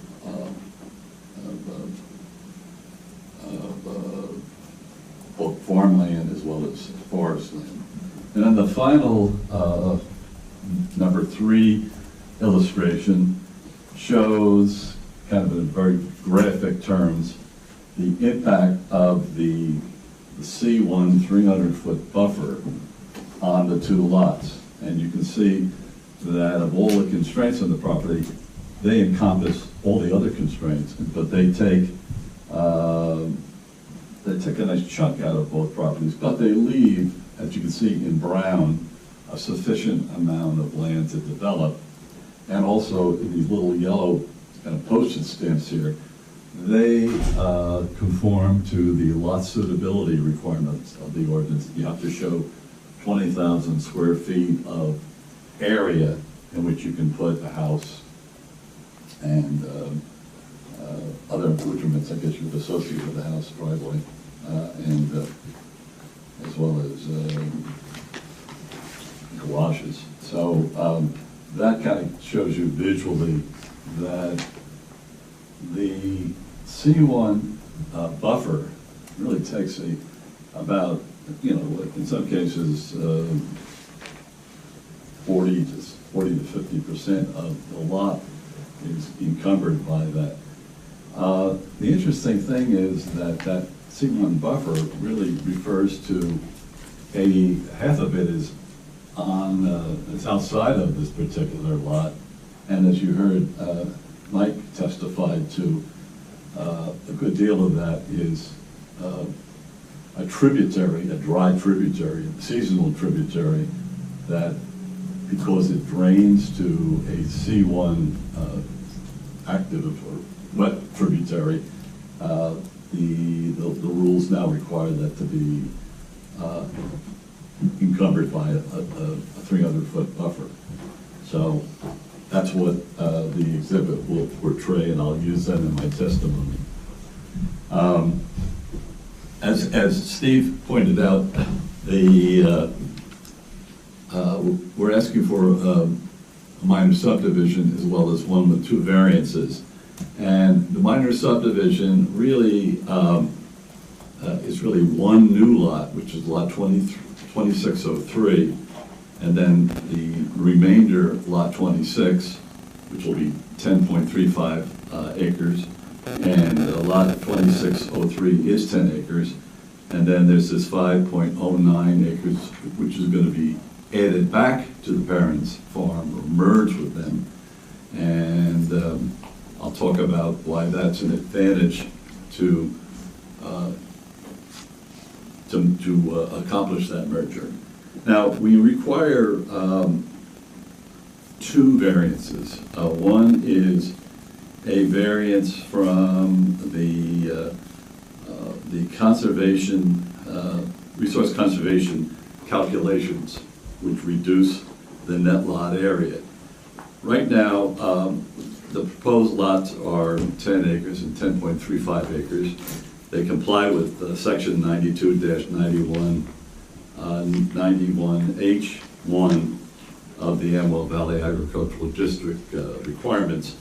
The conventional zone requirement is for a 10-acre minimum lot. So we are complying. However, when you apply section 92-93B, when you apply the resource conservation calculations to the gross acreage of lot 20, the net result is a smaller net lot area for lot 26, and therefore a reduction results in an allowable lot yield. So we go from conforming to a situation where we're only permitted because of these reductions due to the resource calculations to 1.97 lots are permitted. So we're short of the area needed for 2 lots by 0.28 units, or which is like about a quarter of an acre, a little around that. Then we're also, besides the C1 hardship variance, we're also asking for a C2 variance to also reinforce the fact that the benefits of this variance outweigh any detriments, as a result, it benefits better community planning with no substantial detriments. And finally, the planning variance to build on a lot not abutting an approved street, as has been discussed by previously. There's a 350-foot driveway that's going to accomplish through an already dedicated 50-foot wide easement, which will allow access to a public street. So this property would have access that would meet the planning variance requirements, which would mean that the access would be able to be safe for emergency vehicle access and also normal residential access. That's really what the purpose of the planning variance statute and the ordinance is to make sure that if a lot doesn't front on a public road, that you have access to a lot in safe ingress and egress. That's correct, right. It really, the whole focus is it a safe access? The fact that it doesn't front on a public road shouldn't deny the use of that lot, as long as you can provide access that will meet that standard of accessibility. And a 50-foot wide existing easement to the cul-de-sac area of Myler Road is a safe access, ingress and egress for lot 26.03. Yeah, the terrain that it goes over is accessible. There's no constraints on it. In fact, you could probably, you're not going to remove any trees on the adjoining property as the aerial shows. And when you get on the adjacent property to lot 2603, there's a way of working around so that you really don't have to remove any trees or very few trees, depending on where the house is ultimately placed. So the site is interesting because lot 26, the subject tract, was subdivided out of the larger parent farm, I don't know when, years ago. And the interesting thing, it's located, as you can see on the exhibit, the top exhibit, you can see that it's all the way over to the southwestern edge so that it leaves intact a good deal of the larger parent farm, which I think it's important to note because that farm is targeted for preservation, and this particular initial subdivision doesn't really affect that. And the proposed subdivision into 2 lots really have no effect on the ultimate utility of the parent's farm for preservation. In fact, the idea of merging back that little 5-acre property actually improves the parent farm, because the parent farm has that, what I call a tail, that goes off to the west. By adding that little green part, the 5 acres, you widen the entrance to that tail, which makes it easier to farm. Basically, I think it's only about 350 feet wide now. You're going to add another 241 acres. You widen it, it's going to be 597 feet wider. So it helps, I think, in plowing and maneuvering, and I think it adds to the utility of the parent farm, because ultimately, I guess the hope of the township is that it is preserved because it's a very large tract of land, and it would make good farmland to preserve. And in fact, adding 5 acres to that larger tract enhances the ability of that property to potentially be preserved because it's additional farmland being added to it, correct? It's not only additional land, it's because it's land that actually allows better access into that tail. And I think it really improves farming. You know, if you get farm equipment in and out, it's nice to have enough land to work in, and I think that's the real essence of why that's actually a good proposal for a merger. Now, as Mike had pointed out, the parent lot, lot 26, is 25.439 acres. And with the resource calculations, that's brought down to a net lot area of 19.724 acres. What affects that is the state open waters, the steep slopes, and then the 300-foot buffer to Category 1 streams. The state open waters and the steep slopes are really a minor amount of land that is in resource, in a resource conservation area. In fact,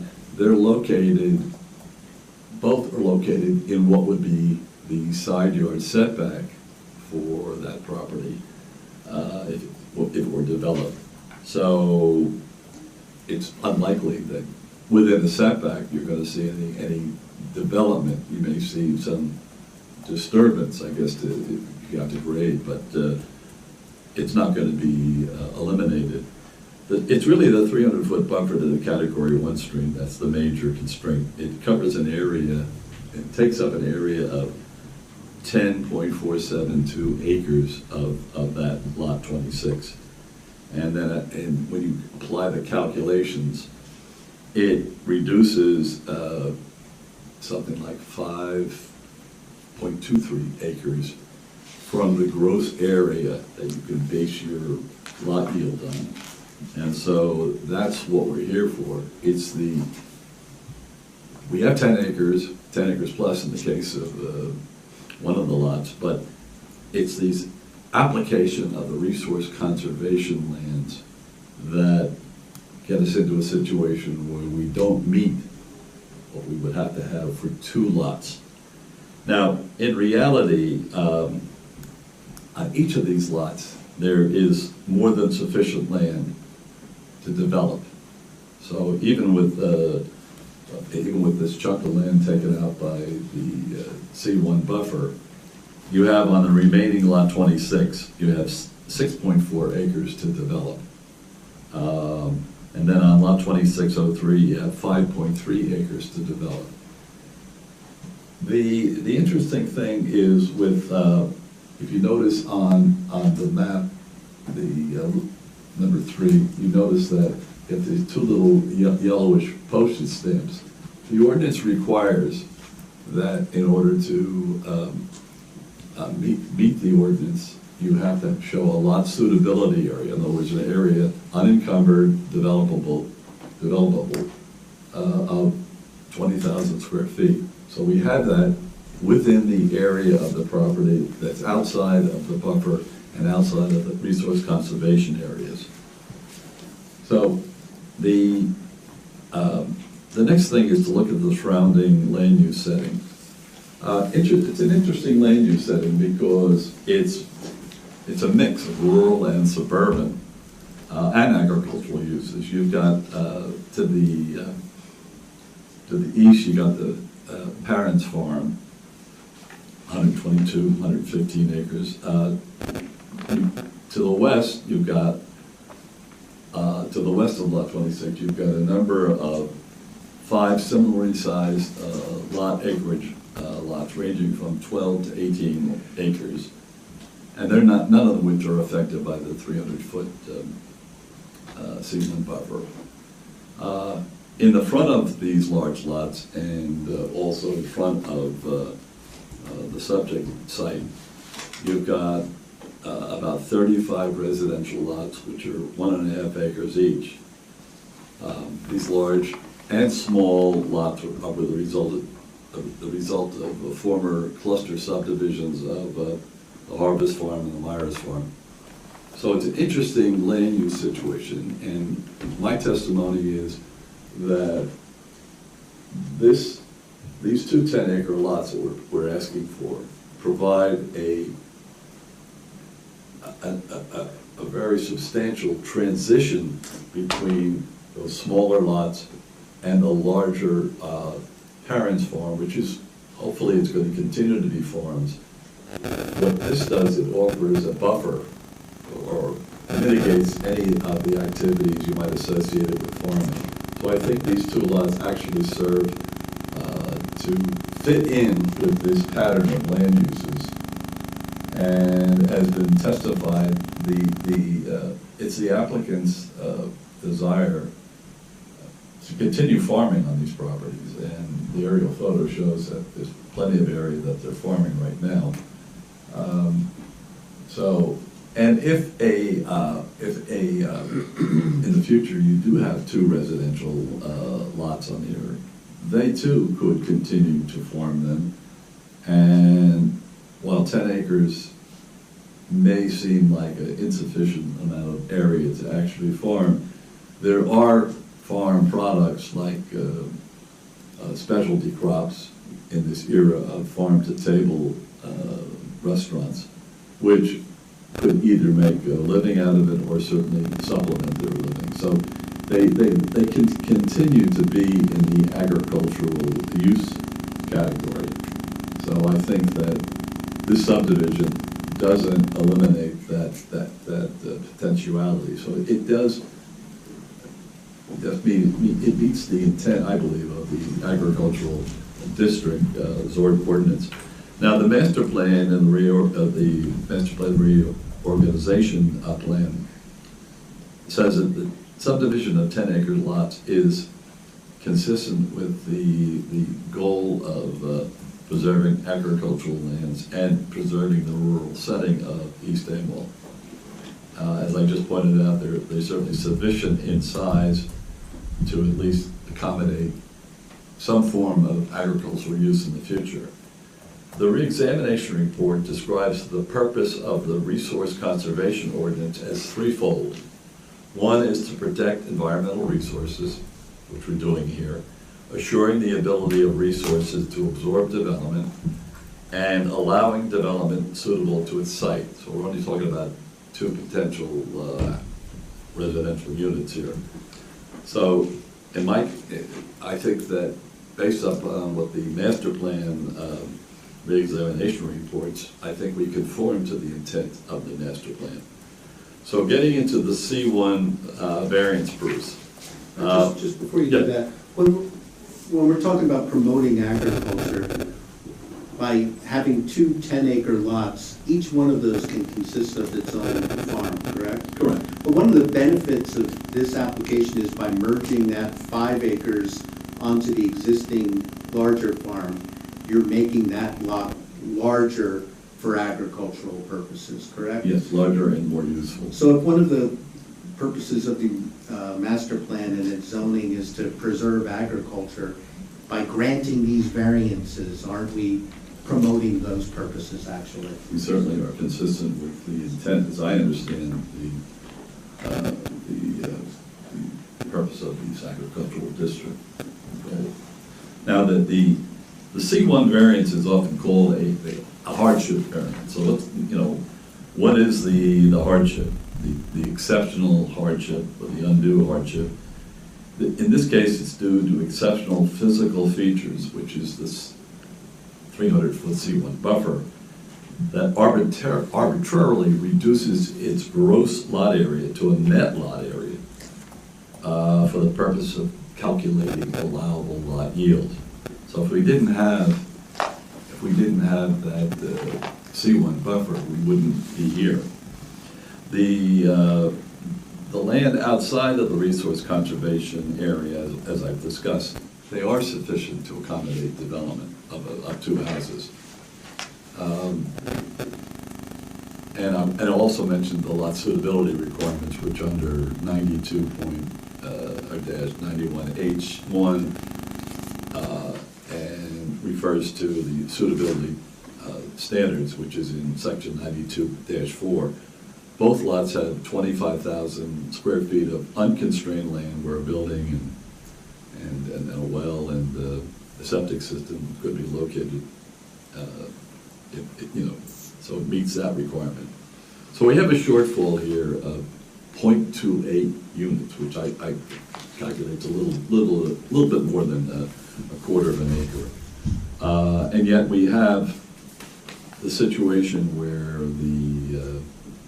these 2 lots have more than enough land to develop, and the land that is going to be set aside or reserved or preserved for resource conservation lands are untouched. So I mean, they're left intact. So in a sense, there's no negative impact from the subdivision on resource conservation areas. So the positive criteria, which we have to prove for a C1 variance, is we have to prove, are we promoting the purposes of zoning or the municipal land use law, and do we provide for the public good? So purposes G, we're providing sufficient space in an appropriate location for both a variety of agricultural and residential uses, particularly in this mixed land use setting. And then we're also promoting the conservation of valuable agricultural land, first by the merger, and second by not forcing the owner to add additional farmland from its existing farm tract to make up for this basically an artificial net lot area reduction. And then finally, purpose I would promote a desirable visual environment through creative development techniques by preserving scenic areas, and the fact that we're having 10 acres of land that is going to be mostly undisturbed or left in its current state certainly adds to the scenic views that one can enjoy either from Grabowski Road or from Myers Lane or from other adjacent properties. That's the positive criteria for a C1 and the C2. Going to the negative criteria, do you have an opinion as to whether by granting these variances there would be a substantial detriment to the public good or a substantial impairment to the zone plan and zoning ordinance? Well, under the issue of substantial detriment to the public good, that's usually interpreted as what is the adverse impact on adjacent properties. Now, these are very large area lots. 10 acres is certainly, in my opinion, certainly for New Jersey, a large residential lot. There's a limited area of disturbance. Certainly, a good portion is going to be left within this buffer area. And then the distance from nearby residential uses, particularly the 1.5 acre lots, assures that minimum disturbance to their residential peace and privacy will continue to exist and continue to allow for compatibility between the continued operations of farm use on the parents' farm, either preserved or as they continue to operate it, as the family continues to operate it.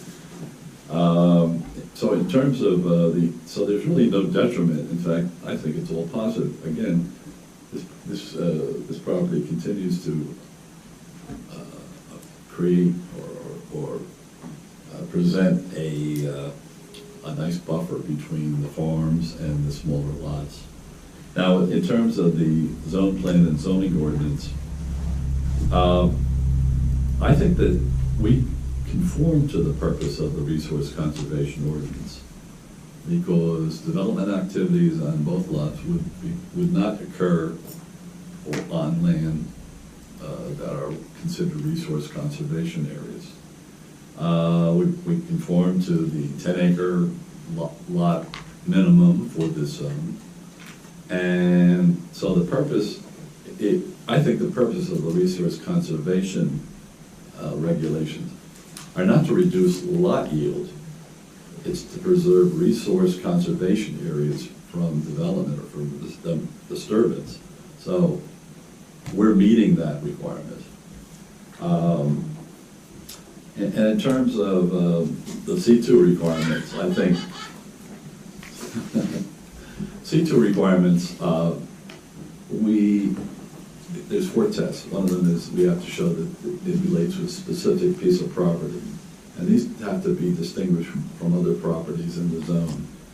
So here we have a situation where we have this 300-foot buffer occurring because of a C1 stream, which occurs largely off-site or is a seasonal tributary. So it's kind of unique. Plus, we're really operating in a mixed land use setting with small residential lots, larger residential lots, and farms targeted for preservation. So from that standpoint, I think there's a certain uniqueness or just something you could distinguish this from other properties in the zone. The next purpose is do we meet the purposes of the municipal land use law? We've already discussed that. The third test is do the benefits of deviation from the zoning ordinance substantially outweigh any detriments. So we meet the 10-acre gross lot area. We don't impact the resource conservation areas, and so from that standpoint, we're not doing any detriment to the zone plan or zoning ordinance. And finally, the benefits of granting the variance outweighs any detriments. I mean, if the board said, we want you to add more land to this to make up for this quarter-acre deficit, that would have to be taken out of the larger parent farm. And that would be a de minimis amount of land area. We're talking about 0.2 to 8 unit area. And that really go against the East Amwell planning policy of preventing piecemeal loss of viable agricultural land. And especially in this case, where the object of the ordinance to protect resource conservation areas is achieved. So I think, from my standpoint, I think that this is a very easy case to decide in the favor of allowing 2 lots, because one is, we're talking about a de minimis amount, a de minimis deviation from the ordinance. And second, we're not affecting the purpose of the ordinance with this particular subdivision. Now, in terms of the planning variance for the building lot not abutting on approved streets, it's discussed already. Yeah, I think we. Okay, it's unencumbered, it's available, and it can be used for access, which is safe and accessible for emergency vehicles and for normal residential life. So, accessing the property through that easement, regardless of whether it's one lot or two lot, has the same impact upon the neighbors, correct? Because that access easement, whether it serves one house or two houses, the access easement in terms of any runoff from that driveway would be the same in that area, correct? Yes, it would be the same. I mean, that would be the subject, I would believe, of a future development. You know, they might have that gentleman who stood up before and said that the runoff would go on his property. Obviously, that would have to be dealt with and diverted either certainly in a swale and perhaps a dry well or something like that. But whatever, regardless of whether it's one lot or two lot, Oh, that impact is the same. Right, it's the same, you know, it's not it's the same impact, yes. Right. And in terms of any detrimental impacts, we've agreed to all of the conditions that have been discussed to address any of those concerns with respect to all the issues that we dealt with before that would be made conditions of approval. Those are something that the board should consider in terms of the negative criteria, in terms of whether there's a substantial detriment to the public good, because we're dealing with them by way of conditions. Correct. Okay. That's all I have. John? Nothing. Angela? I have a couple questions. First, I got a little bit confused. Okay. Which of the two lots is a quarter acre too small? The upper one or the lower one? It actually doesn't work that way. No. The way the ordinance reads is you have to calculate the total area. Right. The and then initial lot. And then it tells you how many units you can get out of it. Right. So neither one is too small. Right, they're It's both just- 10 acres. It's just, That's where I got confused. yeah. They're both 10 acres. We're talking about a calculation. Okay. I call it artificial, you could call it whatever you want, but it's really the imposition of a formula on this land. But both lots meet the minimum 10 acres. So the whole intent of my testimony is to show the issue is the resource conservation areas. There may be other situations where the resource conservation areas are so much more significant that there's no land left for even, for maybe only one lot and not two lots. But in this case, that's not the situation. Okay. Yeah, I just got a little confused with that, sorry. Okay, sorry. That's okay. The proposed, well, in the easement that goes through, I guess it's property number 8. Let me see, I have to check the map here. Yeah, it's property. The address will be number 8. Oh. I forget the lot number. I think it's lot 27. Lot 27.4, actually. Okay. Somewhere along the line, I thought you had mentioned about like a gravel driveway. Well, Mike Texars has said that it would be likely a gravel driveway, rather than paved. All right. Does Myers Lane have sewers, storm sewers? I don't know. That would have to be a question for, I think, Mr. Textoris. Excuse me? Storm sewers. Storm drains, yes. Yeah. There's, Yes, the people that live there. Yeah, no, I saw them the other day, yeah. All right. I didn't think to drive up Myers Lane when I looked. Wasn't smart enough to do that. Okay, and then that was both my questions in the same thing. I'm done. Mike? I have no questions. Tam? Any more questions? Natalie? That's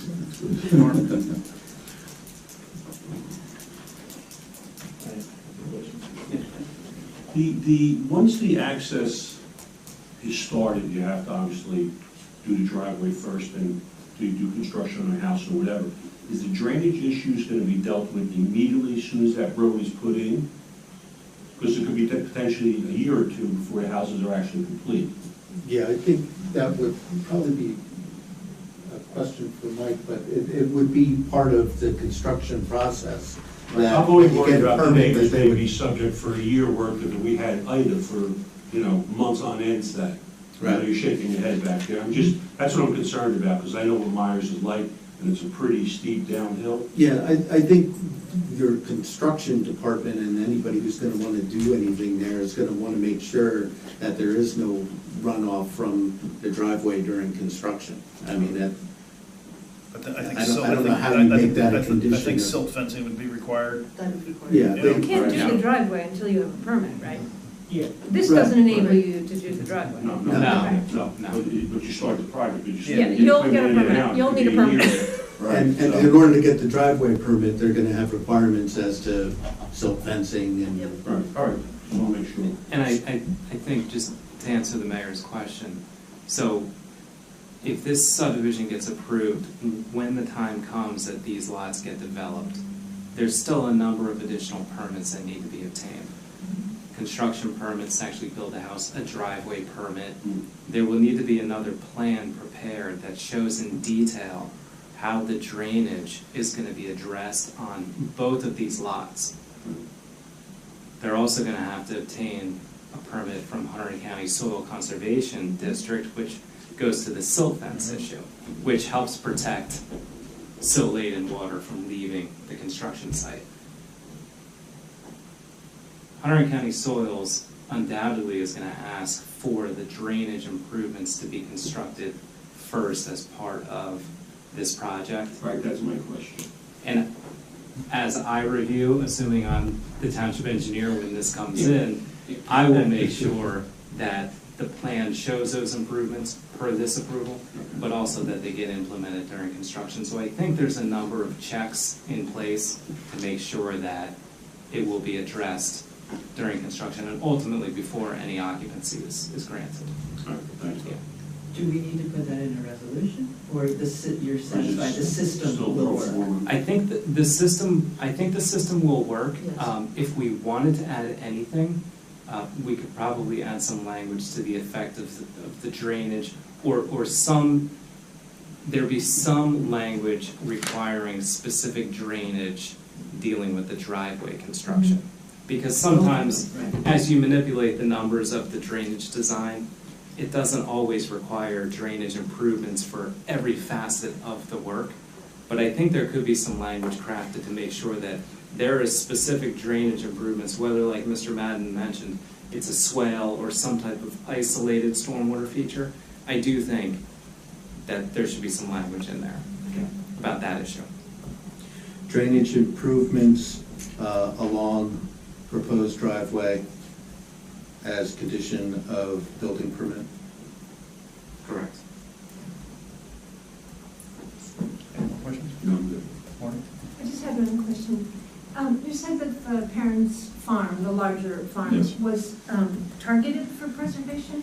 What does that mean? It means in your master plan, it's one of the farms that is on the list to be. But isn't that up to them whether they want? Of course, but what it shows, it's a plan, it's a master plan of your community that says, these are farms, particularly large farms, and this is a large piece of property, for not just East Amwell, but in New Jersey. I mean, this is only a portion of what they own. And it's an active farm, so it shows that it's viable.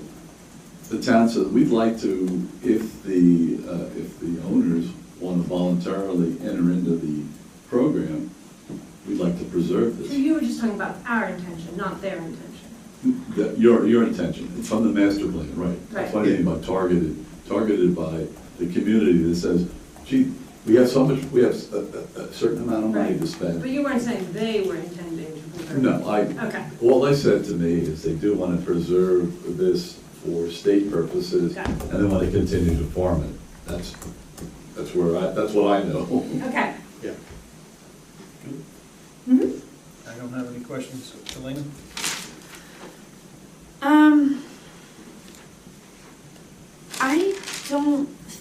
I have any questions, surprisingly. I'm shocked. Mr. Berger? I do not have any questions. Thank you. Double shot. Okay, can I get a motion to open to the public? So moved. Second. All in favor? Aye. Open to the public for questions for Mr. Madden? Anybody? Once, twice, can I get a motion to close, please? So moved. Second? Second. All in favor? Aye. Opposed? Thank you, Mr. Madden. Thank you. I have no other witnesses. I reserve the right to present rebuttal testimony. Understandable. I have one last question.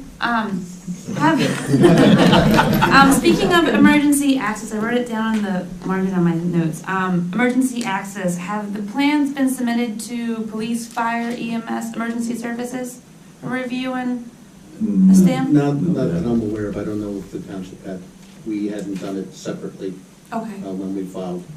Only because of the planning variance, I think it would be important if emergency services had a chance to review the plans. We And can do that as a condition of approval That would be fine or a with me. condition of permit, yeah, condition of building permit. I would rather it be approval, just because before the line is drawn, even if it's by deed, make sure that, you know, it is acceptable for emergency services.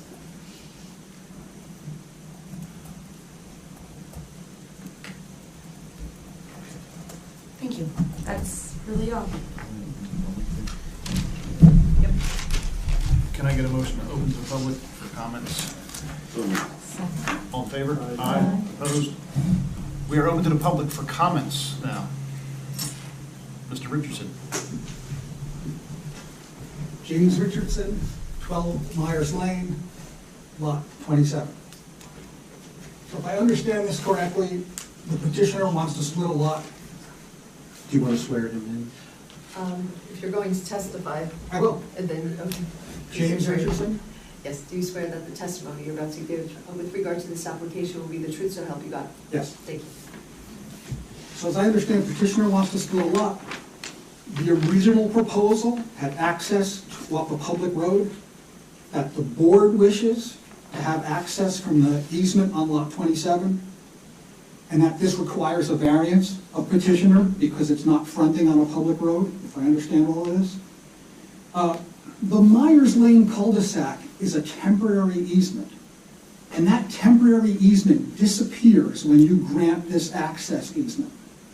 So when you look at the deed says subject to restrictions on the plot map, and the plot map shows these variances, and it shows that the cul-de-sac will disappear when you grant this access easement. And so I happen to know that the cul-de-sac's used by fire trucks, garbage trucks, propane trucks, school buses, Amazon Prime trucks, the tree trucks with a trailer coming through. I suspect that the loss of the Myers Lane cul-de-sac has a substantial public impact, and I would implore the board to reconsider access from Myers Lane.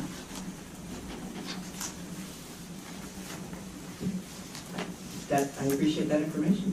I mean, we didn't have, information on the easement, and, I had some concerns about that.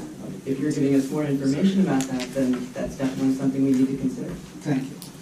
For the record, I have about 30 trees in the access easement.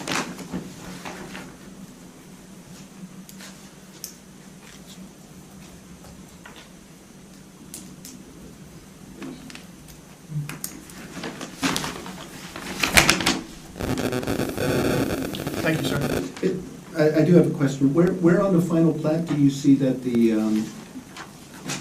cul-de-sac is removed? So lot 2704, this is a temporary cul-de-sac easement to revert to lot 27 upon extension of the future access road. What's this from? From this town. Yeah, but what map is this from? Do you know? It should be block 6, lot 27. I mean, that's true. I mean, I think fire, EMS is going to have an issue with that. I think we need to understand that easement. That's saying if it's been built Would have this part of it.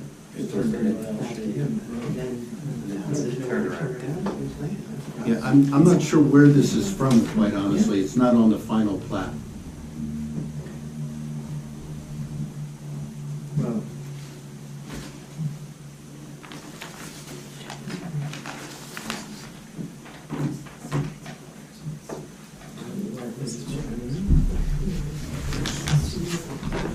do you know when the easement was created?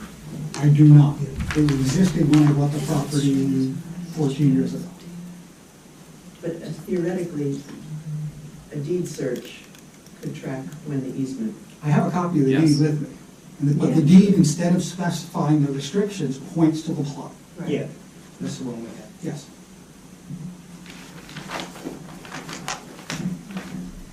So then the access easement was created during the time of subdivision for all of these lots that front on the Myers Lane, correct? You know, the access easement is the same width as Myers Lane. So Yeah. if you just continued Myers Lane up to there and then put the cul-de-sac there, you'd be fine. Right. But as it is, just when you put this, when you grant this access easement, then the cul-de-sac just disappears.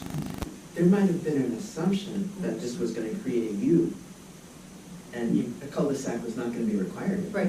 Yeah. I mean, I'm not a surveyor, but I'm looking here, it says, I mean, he's correct with the no, temporary cul-de-sac easement to revert to lot 27 upon extension of future access road. But then it calls out 50-foot wide easement for future access, and then it says portion of lot 27, which I testified early to, it is portion of lot 27. But the filed map, which is really the legal creation of that, I mean, mentions none of that.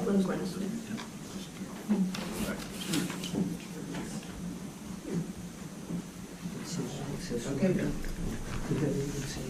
It's weird. What's that? The resolution doesn't speak to this, the prior resolution granting the subdivision, because I didn't see it. Our argument would be that we're not proposing That was a... only for these two houses. That was only for the front two, correct? The adjacent property, we need to do more research into the subdivision, this subdivision, not this one. Yeah, the subdivision that you were looking at was lots 26.01 and 26.02, not the lots along Myers Lane.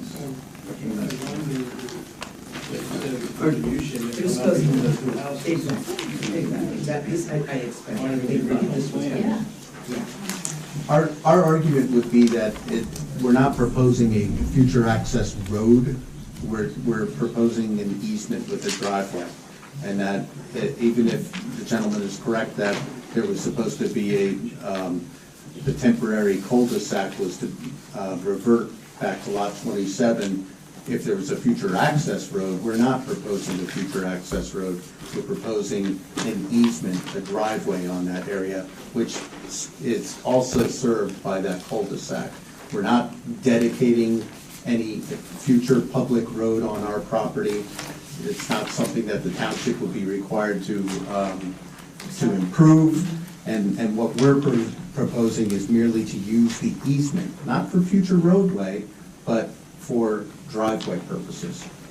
And that where I think is the distinction. Could there be a condition that says, You understand what I'm saying, sir? Assuming- That we're not proposing a road. I understand that this is consistent with the easement, and if it's not, we have to do it first. Yeah, I don't, cart before the horse. I don't see how we do that, and generally, when you're granting an access easement, there's a grantor and a grantee. Who is that? Where is that? Who is it granted to? I have no idea. It's not clear. It's not. It's not clear. Yeah. It's not, but I think we should clarify that, because we can't leave it as is. You can't just drive around on someone else's easement.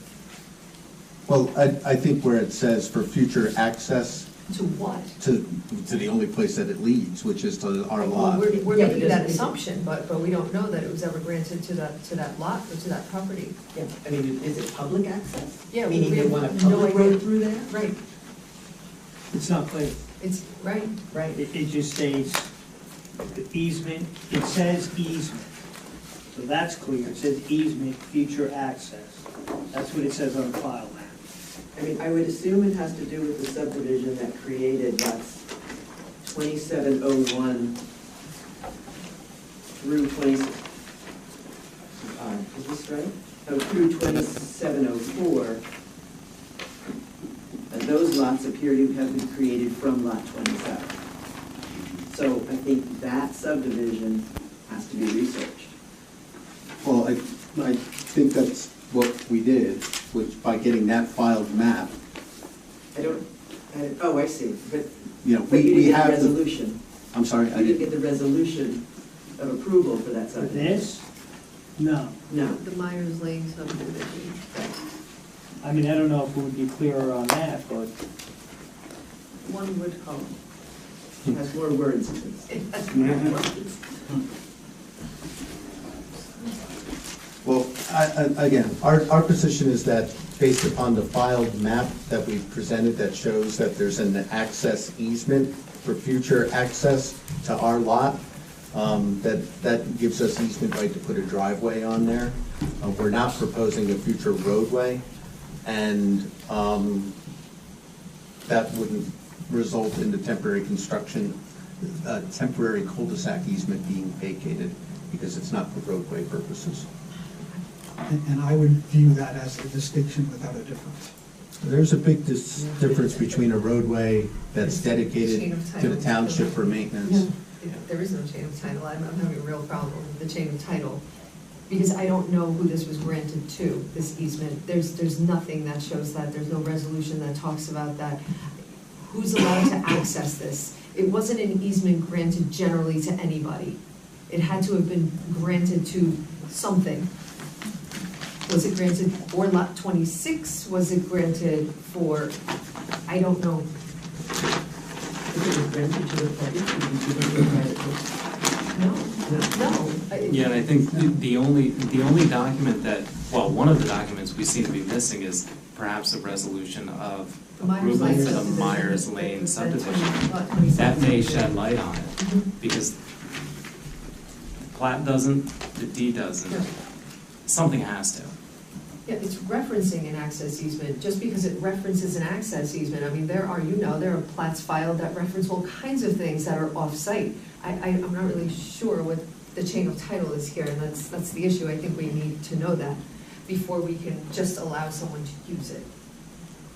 And by the way, I don't know that this board has the authority to allow somebody to use something that was perhaps granted to some other piece of property, or for use, for some other type of use, you know what I'm saying? So I don't know if this board, I think we have to know more.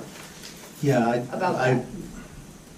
I hear what you're saying, and I also could argue that it's really not the board's concern about the easement issue as to whether to enforce it or not, or whether it's enforceable or anything. It's not, that's what I'm saying, Yeah. but the problem is, if the board is going to grant a subdivision that's going to be accessing an easement that the board doesn't know whether or not can be legally accessed, how do you grant that subdivision? Okay.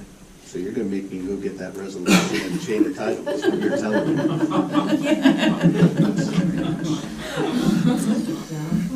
Okay, I'm glad you lawyers figured that one out. My mama didn't raise no dummy. I see where I'm going.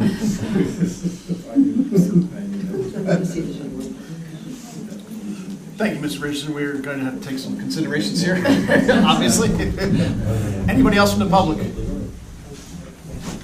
Francis? Francis? Thank you so much.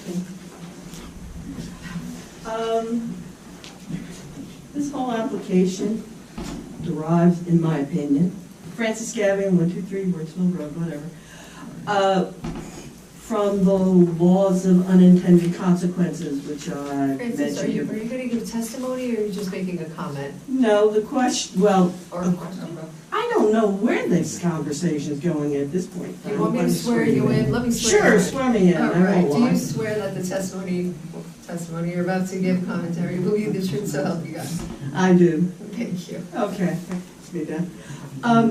30 years ago, well, more than that, I bought my first house in Bridgewater. It was on a little cul-de-sac, Sunnyside Terrace. And a well-connected developer owned a chunk of land adjacent to it who did not want to pay to have a road cut onto Route 28. She wanted to dump it on these little tiny side yards where kids were. We successfully fought it, one of the earliest uses of me and my camera. And the resolution that was issued by Bridgewater Township was, it granted them the use of what they needed to, but with a caveat that they could not access Sunnyside Terrace in the future.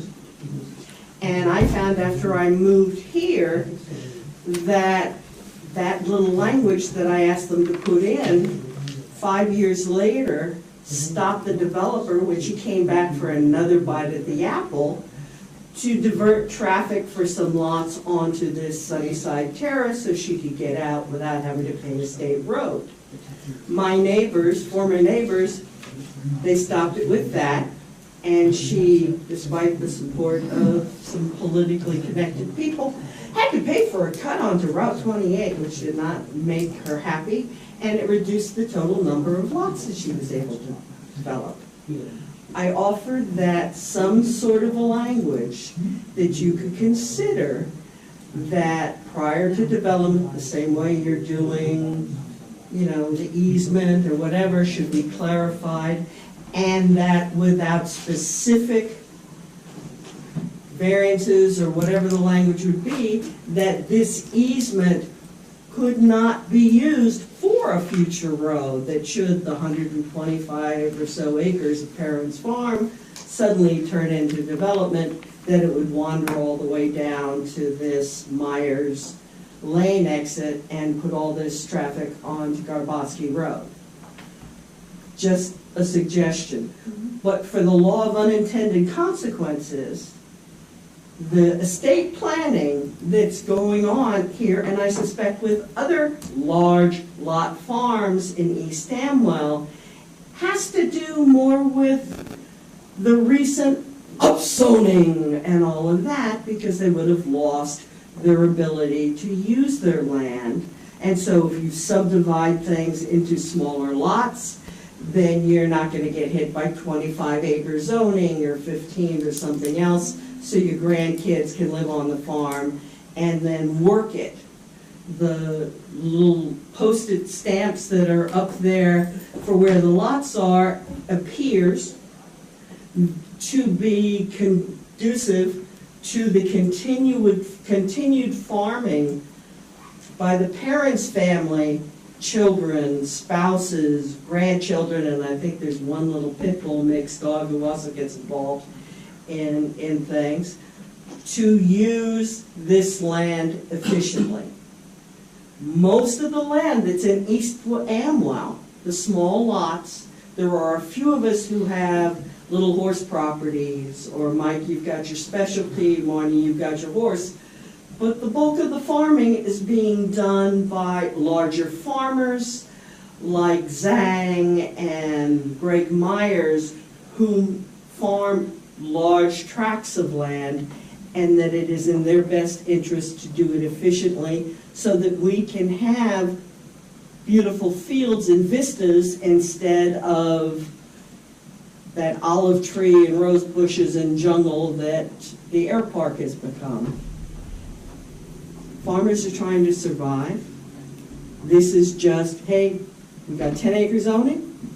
We want to have 2 lots to use for whatever, for family or not, or whatever. I think that they should be let to do this because it's not an exception from the concept. Putting things and controls in place to help assure the people on 1.5-acre lots that would never have been built now because of the way zoning's evolved in the 27 years I've been here, then that's something that you can deal with, and Bill, if he continues to be our engineer, in the future. I would, just common sense, but with all of they're wanting to break it into lots before it can get used for anything. It has to go through multiple layers of permitting, from the county to the state to whatever. That bridge can be crossed when it gets down to it, but right now, it's a paper artifice that is dividing this land in air only, and that is not going to change once until somebody builds a house on it, and that could happen anywhere. And I would love for them to go into preservation, but we make it hard around here, and people just need to protect their investment and their legacy. And there's a whole lot of little Parenses around. Thank you. Thank you, Francis. Anybody else from the public? Seeing none, can I get a motion to close? Motion. Second? Second. All in favor? Aye. Opposed?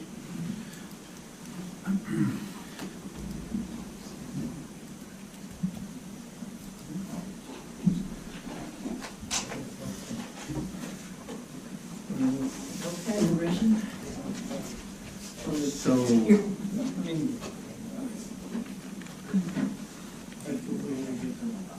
Well, I mean, just my initial thoughts. are you deliberating tonight, or are you making me come back with additional I information? think that's what we're gonna talk about. Okay. Deliberating about that. Yes, the Yeah. board needs to Yeah. discuss that and see what they want to do. Okay. Oh, we have another question or a comment? I apologize. Can I get a motion to reopen the public, So please? moved. All in favor? Aye. Sorry, sir. I just want to say, I don't Formalities. object to these lots being subdivided, okay, at all. I'm just concerned, my concern, as I voiced before, was the drainage, because I am on the bottom of where that easement is. I can appreciate what you're saying for my small 1.5 acre lot. But, again, I don't object to their estate planning by any means, and to subdivide this lot. That was my concern, though, okay? Understood. Understood. Thank you, sir. Can I get a motion to close the public, please? So moved. Second. All in favor? Aye. No, what I was gonna say is, under the circumstances, I don't have any big objections to this, given the 12 or 13 conditions Yeah. that I think we've developed. Mm-hmm. I think, most of those conditions take care of my concerns, but this easement thing is a real issue. I'm with you. Yeah. So Yeah. if it turns out that there aren't any roadblocks, no pun intended, thrown up by the easement, then I think we can craft a resolution that would approve, because that's my opinion. Yes, yes. Yes. What are you trying to say? I think we were focusing, or the A applicant long was time ago focusing. when I was a lawyer, I think I learned. I think the applicant was focusing on the subdivision that created the 2 lots in the front, but nobody focused on the Myers Lane subdivision, and we need to go back and. Well, I'll just bring up the easement I have on Janet Ringo Road, going down to the Stalls property. There was a major issue after we bought that and renovated there with the easement, and finally got resolved. So you said there's some things recorded? A lot of times they're not recorded, they're not recorded properly. So that's my concern. That could be, but if we look at the resolution for this subdivision. Well, that's what I mean. We should be able to figure out. We need to straighten this out as much for, Because it's all to protect the parents too. absolutely, as much for the applicants as for anybody else. So there are no issues in the future. And then, of course, the township, because once we lawyers are out of the picture, guess who gets all the questions? Well, usually the township clerk.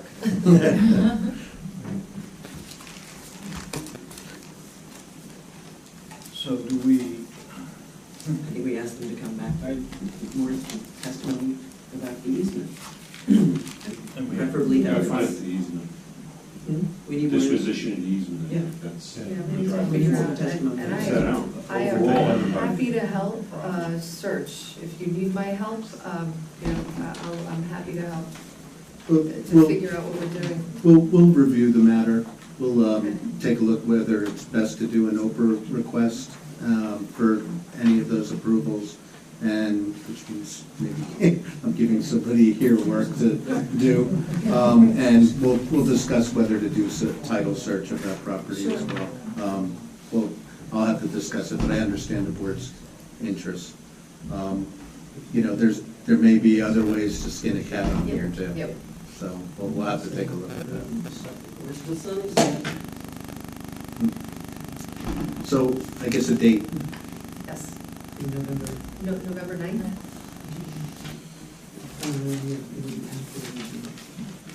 Can we do them on that? Be quick. Yeah, is that okay? Yeah.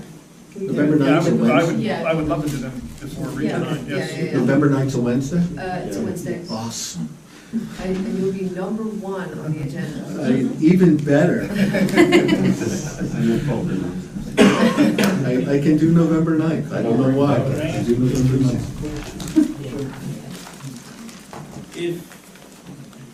If there's no way to figure out about the easement and everything else, and it has to be basically an extension of the road, is it possible to put a cul-de-sac in the northernmost subdivision to satisfy the fire department and everything else having a turnaround?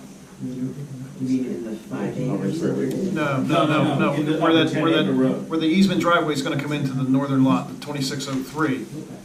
Well, I think then you get in, I mean, they've already got a problem with. I'm just wondering if it's I possible. think he's asking, them running it up the flagpole. If you made that cul-de-sac in there, they're gonna lose property. Yeah, they are. They're gonna lose property, and then they're not gonna have the 10 acres, and they're gonna have to push that line back up. Changes. Yeah, and It's then the gonna change a variance whole lot of changes, a things. lot of things change. Yeah, I think that's we're that's gonna have happen. to look at it. If there's an issue with that access, then we're gonna probably have to go back to the two off of Garbowski is really, if we can't prove to you, then we're gonna have to look at that. Well, the But problem with the two off of Garbowski was, one of them went through the 300-foot buffer, which is what the board didn't like. So I think you're looking at potentially a shared access off of the yeah, one that's section. what I'm thinking. That might have to be, but we'll have to take a look at it and discuss it. So, we know what our homework is. Yes, we need a motion and second to carry this application without further notice to November 9th. I make the motion. Can I get a second? All in favor? Aye. Opposed? Thank you very much. No further Appreciate notice. your time. We will see you next month, sir. Thank you very much.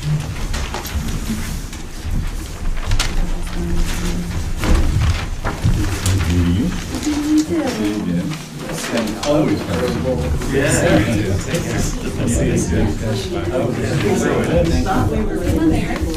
So close. Where are we at? Where are we at here? Done there, we're done there.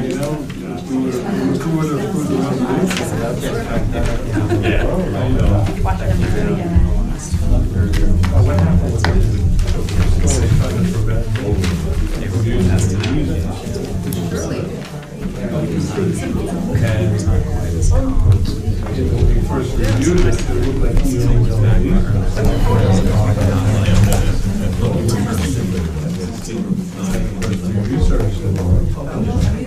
found out that I don't need it. I gotta prevent him.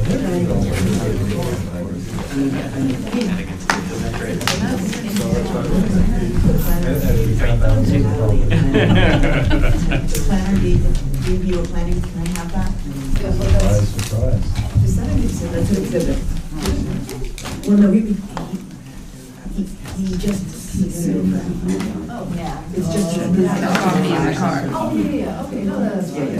Hey, sorry about being late, but it's extension.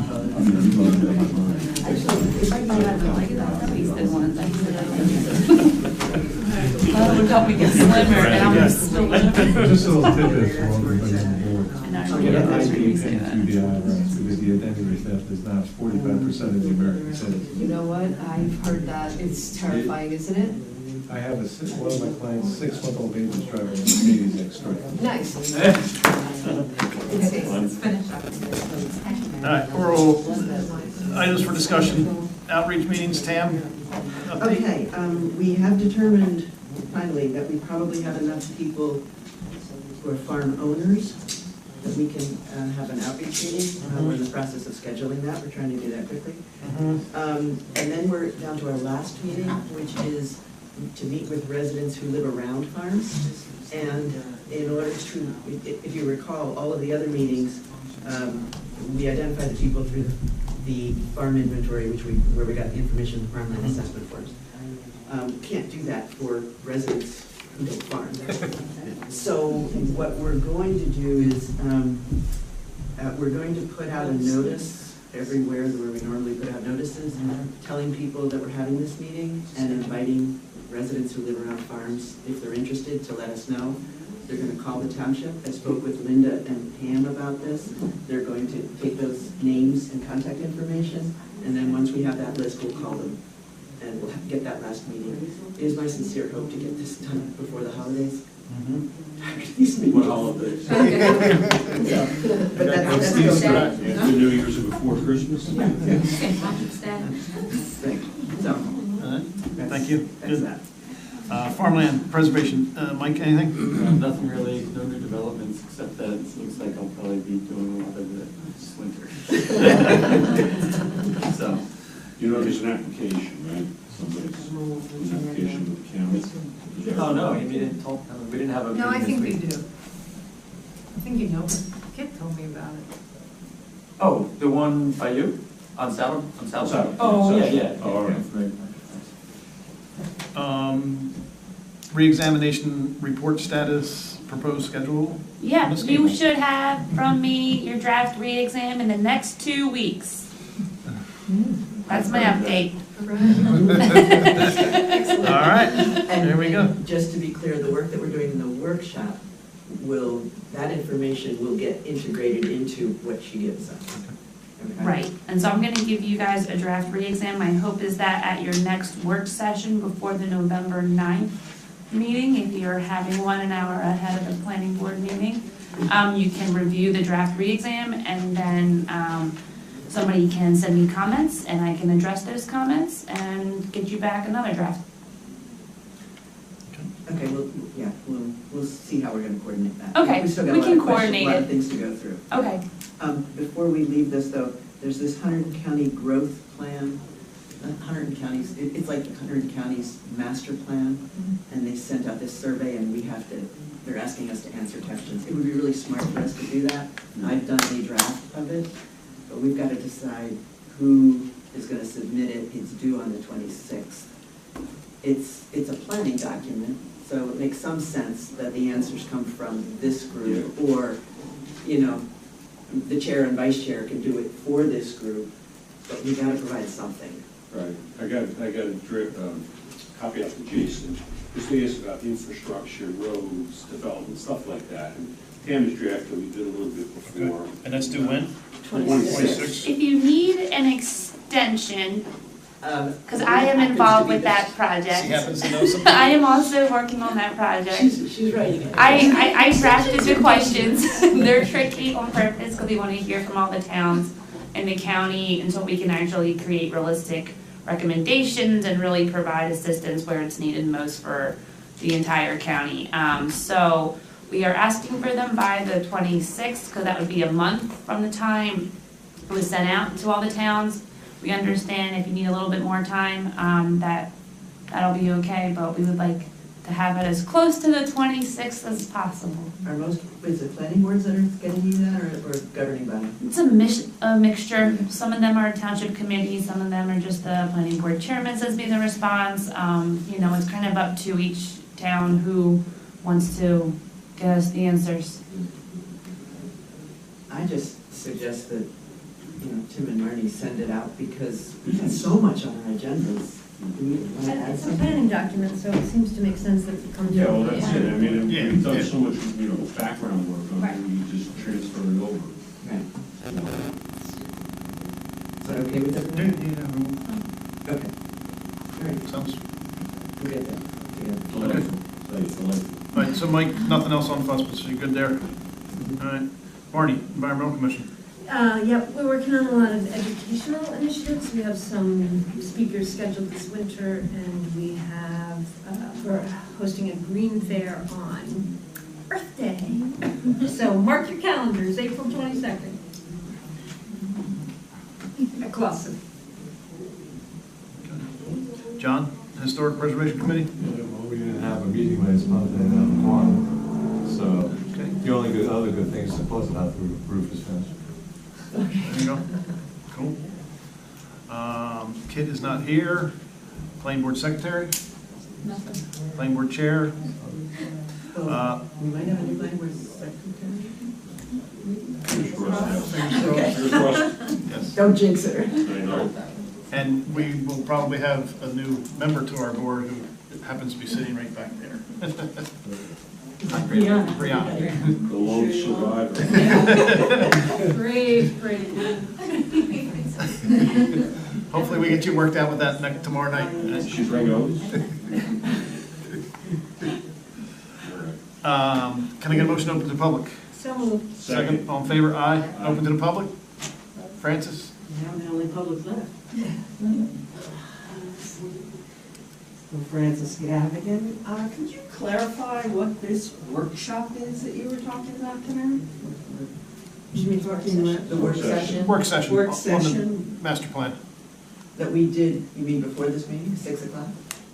Whatever, yeah. Okay, this was our second work session. We're working through reviewing the goals and objectives in the reexamination report, the existing one, the 2013.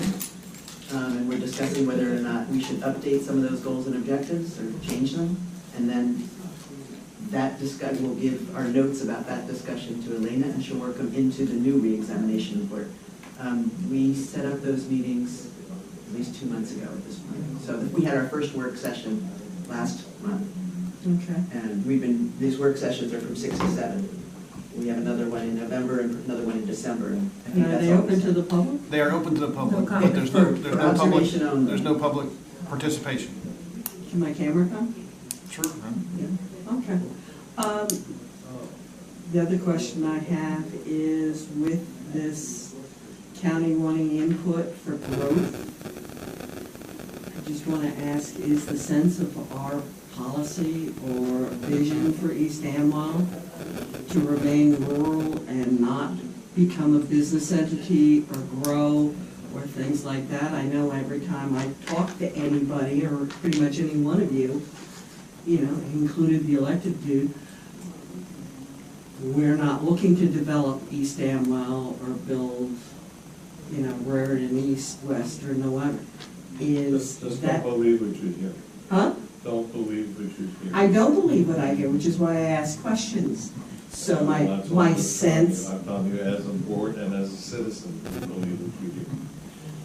I very rarely do, only what I can see. Like I can still see, at least as of yesterday, the cap part of the roof at Clawson wasn't done yet. They still have things Well, up. the main roof, The bulk of it is, yes. But is the gist of where you're going with input going to be leave us alone as a low, no growth area? Is that kind of the consensus? What we've been talking about Of what you've been talking about? Keep it rural, keep it low Yeah. density, keep the Okay. traffic, actually reduce the traffic. We've got too much traffic, so, there you go.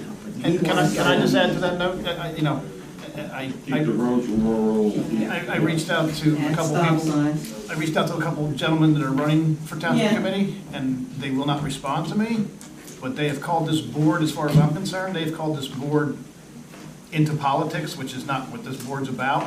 But the whole reason, and I even went to the Clawson Park meet and greet, saw our congressman there, and I spent probably the better part of an hour talking to residents that wanted to have information about the Region 9 thing. And the two gentlemen that are running for committee that have all these comments to say in their little handouts about how we're developing have no idea what this project is, or where it came from, or who started it. It came And from Rick.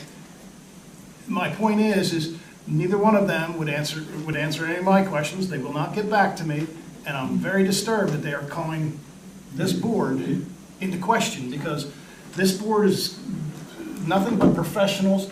There's 3 farmers on here.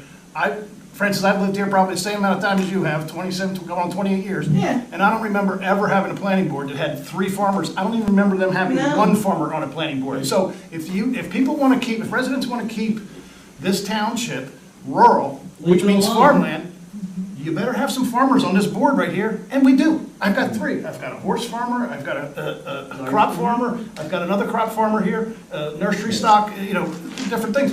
So we are And trying I'm a best. horse farmer too. Yeah, so- what my point is that we're being accused of things, and I don't appreciate it, and this whole board agrees that we want this township to stay just the way it is, because that's why we're here, and that's why we're on this board. And that, I agree, you hear stuff? Well, whether it's Tim, grand I'm design gonna or bring it up, not. because you brought it up. That stuff that's in that pamphlet that you just did, showed about, that's the same verbiage that was used against me when I ran in 2005, that I moved here from Grafton Township, and I'm bringing all these township condos here, okay? Oh, I remember. All I have to say is, remember who brought Region 9 here? So back up, Francis, we all are in agreement that we want to keep it. I just wanted to Nobody wants air any it development here. or We don't want any big whatever. development. Can I just clarify one thing? It's called a growth management plan. That's correct. I just want to clarify that. It's not a growth plan, it's a growth management plan that the county is updating. We have an existing growth management plan from 2007, and as through the process, we were doing useful outreach. Right, and the fact that we have no sewers, we have no Exactly. water source, we have no Understandable. roads. Our plan is to manage it by minimizing it. Yes, ma'am. Thank you, Francis. Have mouthful travel. Can I get a And it motion? did work in Bridgewater to put that language in there. Francis, go ahead. He just, wow. That language about prohibiting further access if you don't come up with the shared driveway thing, it worked in Bridgewater, because I got contacted by people 5 years later who thanked me for saving them from having all that traffic on their road. So you can spin language into resolutions that can help We're protect going to let the people. lawyers do their research, and we'll go from there. Thank you. Thank you, Francis. Can I second, on favor? Aye. Good night, everybody, thank you.